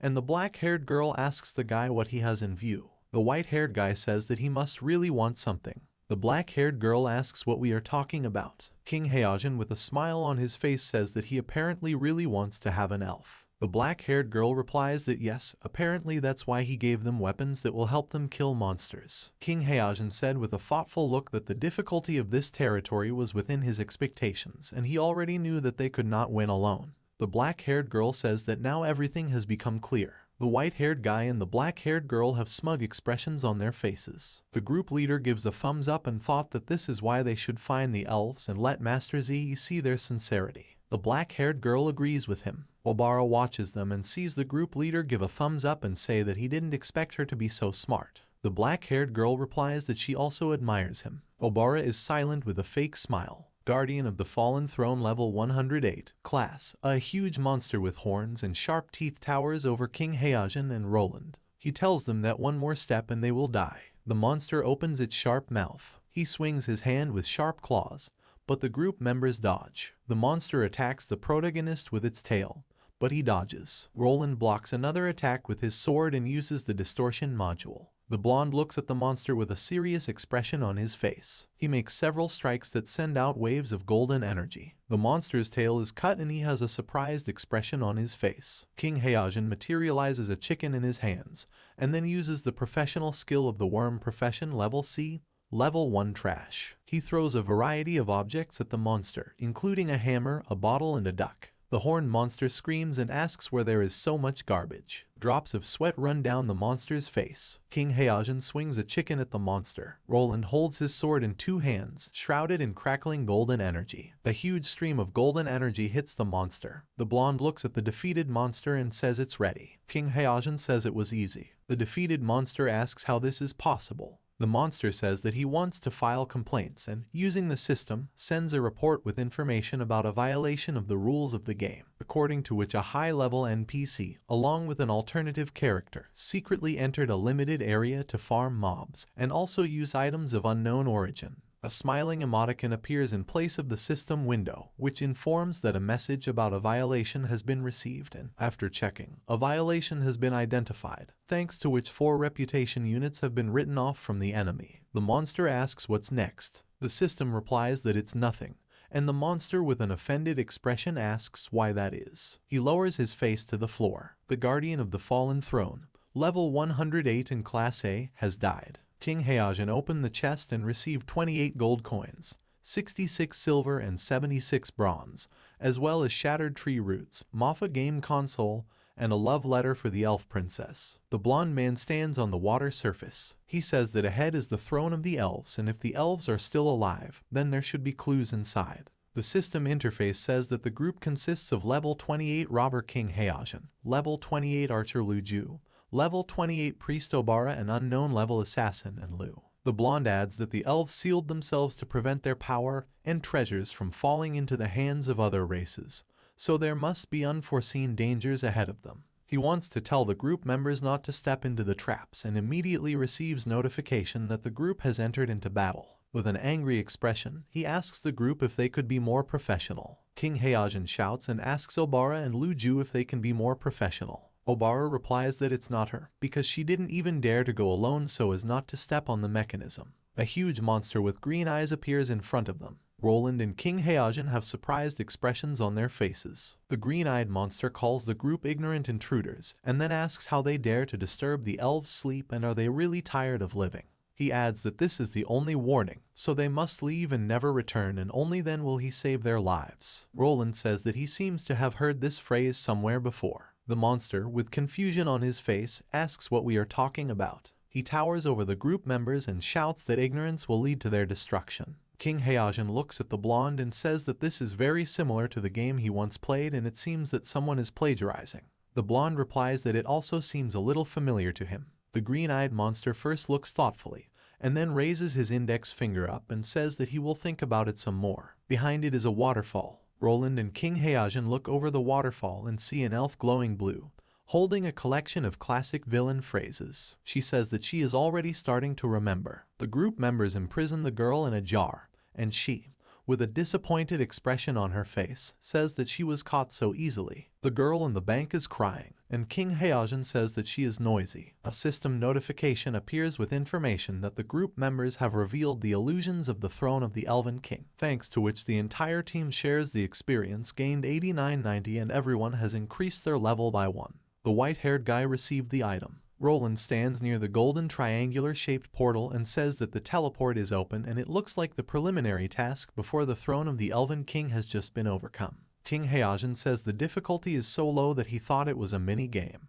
Lu Ju replies that it was very weak. Their words seem to pierce the little girl. The girl in the jar shouts that she is just a projection, and the owner is the most powerful elf in the kingdom. King Heijin asks who this mistress is. The projection says that after the princess's sacrifice, the kingdom fell, everyone died, and only she remained alive. She adds that with her strength she has protected the kingdom for 1,000 years. The forest is engulfed in bright flames. She imagines an elf with a huge sword and pointy ears, and then says that she is the most powerful elf, and while she was here, no one could steal the elf's heritage. The blonde and white-haired guy made malicious expressions on their faces. Roland asks the projection if she really means that she is an elf. King Heijin says that it's good that there is no need to make any effort, and then asks where she is. The projection calls the two men strange, and then remembers how the elf saw a strange mushroom, tasted it, and then she felt sick and died. She died because she ate a poisonous mushroom. The blonde says that this is the ruler of the Elven Kingdom, the most powerful boss in this region. An elf shrouded in a red aura sits on a throne. Wrathful Mars, level 101 S-class soul. The group members watch her from above and King Heijin asks why she is a soul. Obara asks if it can be said that she died. The white-haired guy asks that the Demon King really asked them to make this journey in vain, because it is impossible. The blonde shouts that this is impossible and adds that without external influence, elves are immortal. Roland looks at the elf's soul and says that the illusions protecting this place were destroyed only after their arrival. He rests his chin and says that there are no signs of battle in the throne room, so it is not murder. King Heijin, with a smile on his face, asks if it could be that she died due to her own fault, and the blonde replies that this is a rather bold guess. The blonde sees a skeleton in a dress and says to look there, because her body is there. Roland, with a satisfied expression on his face, says that it's clear now. He says that she guarded the ruins alone for thousands of years. In the long river of time, loneliness ate away at her, and she gradually lost herself, and her soul began to give rise to evil thoughts. He adds that both the physical body and good thoughts have fallen into deep sleep, and the condition for clearing the dungeon is to defeat its evil thoughts and awaken it. The projection with a shocked expression thought that it was surprising that it didn't say anything correctly at all, and it was no longer a body, but a skeleton. Roland, with a smug expression on his face, asks the projection if he guessed it. The projection shouts that this is impeccable reasoning and adds that he is so smart. A drop of sweat runs down the blonde's cheek and he says that she is different in appearance from ordinary level monsters. Her strength is level S, and even he is not sure that he can easily defeat her. The blonde wanted to ask the white-haired guy what to do, but he puts his hand forward and says that he doesn't have the right equipment. Roland materializes something in his hand and says that it looks like this method is the only option. He adds that he took it to ambush the Demon King, the most powerful weapon. The elf spirit with a smile on her face says that someone has invaded. She stands up from the throne and currents of air emanate from her. She says that let his blood calm her rage. Something hits the spirit's head. There is a green trap on the ground from which a ghostly image crawls out. A luminous ball appears above the green trap and the evil spirit asks what it is, and since it lies on the ground, then to activate it you need to step on it. Destructive green energy appears in front of the elf. King Heijin asks what is this. Roland says that this is one of the treasures passed down from generation to generation in the family, which he originally planned to use against the Demon King. He imagines a trap with green liquid pouring out of it, and then says that it is S-class equipment, a plague trap. He adds that borrowing the power of the first 4 demons creates a plague that causes massive real-world damage and has a control effect. He reports that the disadvantage is that people who are subjected to this attack will experience great pain. Life will become hell for them, and they will not be able to resist. King Heojin screams and asks the blonde man how his family could pass on such terrible things from generation to generation. Roland replies with a smile on his face that their family has been fighting demons for generations, and then asks if it is not wise to collect valuable equipment from defeated demons. The white-haired guy in the projection look at the priest with disgust. Projection thought that collecting and using these are completely different things, and isn't he fighting for the forces of good? Drops of sweat were running down the white-haired guy's face, and he thought that the liquid on the trap looked like the Demon King's tea. A lot of green liquid appears under the evil spirit. She opens her eyes wide. The girl is restrained by spiked ropes. Mars suffered from a plague trap and felt that she had lost her strength and was also in great pain. Roland lands on the ground and screams that she is trapped. He makes a dash towards the evil spirit. It uses the gas mask boost, level 13 attack power boost, level 10 all attributes boost, level 14 high luck boost, and the legendary infernal breakthrough module. The blonde's sword is enveloped in golden energy. He swings his sword and screams loudly. The evil spirit looks at the blonde in fear. He stabs the girl. He moves closer to her. He makes several blows to the evil spirit. The elf sees a smiling Roland, who makes many blows on her and calls him a real devil. The blonde deals a lot of damage and the elf remains at 30% health. The projection clenches its hands into fists and asks who this maniacal villain is, and then says that it is outrageous that the NPC brought a group of players to intimidate the elves and uses such an unethical method of attack. King Heojin says that he did not expect that he would be so strong after using all his strength. He adds that he is truly the hope of humanity, and it seems that he underestimated him. The projection asks with a surprised expression if this is the hope of humanity. The white-haired guy asks the projection if she knows. The projection reports that not long ago a voice showed a prophecy. She imagines several people led by a man similar to Roland and says that after the merger of the two worlds, a brave man will appear who can lead the players to the complete destruction of the Demon Clan and victory over the Demon King. She adds that he is called the hope of humanity. The projection cries and asks if it's him and adds that it's better to just despair. The evil spirit clenches her teeth and tells the blonde not to underestimate her will, which lasts for millennia. She screams loudly and a destructive red aura emanates from her, and the blonde covers himself with a sword. Roland, with a serious expression on his face, says that the duration of the plague trap has reached its limit. He looks at the evil spirit with a huge sword, who smiles evilly and says that it's a pity there's not enough damage. The evil spirit says that she cannot allow a man like him to take away the child she has been protecting all her life. She lunges towards the blonde and swings her sword at him. Roland hits the elf. Unfortunately, this most powerful elven warrior may have forgotten that she was fatally poisoned by a mushroom during her lifetime. Blood flows from the spirit's neck. The blonde man stands not far from the skeleton of the elf. He sheathes his sword. King Heojin smiles and says that he is good. The blonde tells the white-haired guy to stop flattering and commands his group to examine the body. The projection from the jar thought that after killing her, he was only thinking about examining the corpse, whether it could even be called hope. The soul clone disappeared in despair. Dickon falls to the ground. Roland says that it is strange that there was no reward and even the elf did not disappear. He rests his chin and says that this is a little different from what he expected and maybe he fought this boss wrong. King Heojin asks the blonde if he really thinks that there is something wrong with his style just now and what they will do next. Roland says that if it doesn't work out, he'll have to take it to the Demon King. He looks at the dead body of the elf. The white-haired guy asks the blonde guy if he's serious. The entire room is now covered in red symbols. King Heojin asks what happened and is it really a mechanism or an earthquake. He shouts that he is afraid that Roland's evil style and words have finally angered the spirits of the ruins. The blonde throws the corpse of the elf on his back and shouts that no, this is not how it should be. When he moved this corpse, he broke the seal of the elves. The white-haired guy asks him when he managed to throw her on his back. An earthquake begins in the room and Roland shouts that this is the highest form of elf seal and it breaks. In the distance, double doors open from which light leaks. The blonde asks what's going on. King Heojin thought that the blonde should hurry up and abandon this corpse. Maybe it's not too late. A girl with long blonde hair in a green dress looks out of the double doors. The elven princess Shira, who has been sleeping for 1,000 years, awakens. The girl opens her green eyes and says that she no longer feels Mars and asks where she is. She looks at the group and sees Roland, who is dragging Mars' corpse. She falls to the ground and looks like she has been turned to stone and has cracks visible. The elven princess, who had slept for thousands of years, fell into a deep sleep again. King Heojin shouts that the elven princess has split. He, Obara, and Luju have shocked expressions on their faces. The white-haired guy shouts that they finally met the elf, and then asks why this happened. Roland props up his chin and says that it seems to him that she can still be glued together and saved.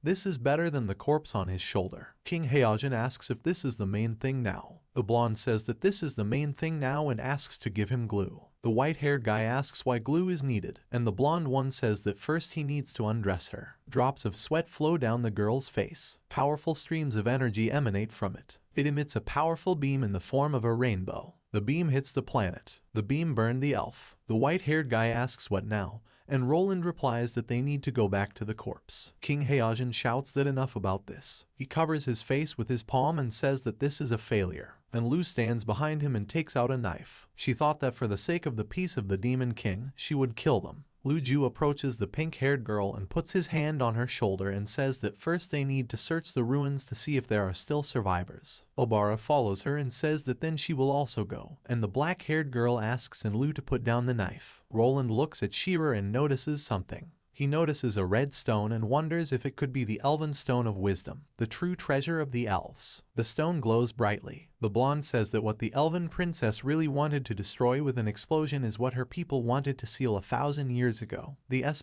level Elven Wisdom Stone. He sits down and says that this S-class artifact, capable of changing the strength of the parties, contains all the knowledge and methods of controlling the power of the elves, which the elven race has possessed for millions of years. King Heojin says that in other words, obtaining it is equivalent to mastering the power of the elves, a third power that can keep up with divine power and demonic power. Roland, with a villainous smile, reaches his hand towards the stone and says that as long as he has this, he no longer needs to be afraid of the Demon King, and all the humiliation he brought lately can be washed away. King Heojin stops the blonde's hand. He asks him if he really wants to say that they won't hand it over to the Demon King. Roland, with a smile on his face, asks the white-haired guy if he is too involved in this drama. He adds that the reason they please the Demon King is simply to paralyze him and stabilize the situation. He adds that now there is an artifact that gives them a chance to destroy it and therefore they cannot hand it over. The hair target covers the eyes of the white-haired guy. He laughs loudly and says that now he finally understands. The blonde asks what the white-haired guy has that he finally understands. King Heojin smiles and says that he finally understands why the Demon King wanted him to go look for the elves with him. Roland asks why with a stern expression. The white-haired guy remembers how the protagonist drank tea from a mug with 3 winking smiley faces raising their fists in the air, and says that he thought that he just wanted to have an elf for fun, but he did not expect that he actually planned and predicted everything. He says with a smug smile that there can be no mistake. The Demon King has long known that the Wisdom Stone is here. Roland asks how this is possible. Luju, Obara, and Enlu listen to their dialogue with surprised faces. King Heojin says that he knows that humans will never be able to control the power of the elves, and so he ordered their group to follow the hope of humanity all the way. Tears flow from his eyes, and then he presses his palms to his chest and says that the Demon King entrusted them with such an important mission, and that is why they are in his heart. Roland, with a serious expression on his face, says that he is sorry that he has to break his promise, but he cannot give them an artifact of this level. He takes out a red stone from the elf and says that he must take it to the heavenly city, because thanks to this, people will gain confidence in the fight against the Demon King. He adds that they will finally be able to cope with the injustice they have experienced. He is holding a burning core with a tongue-sticking emoji on it. He looks at it with confusion on his face as the rest of the group runs away.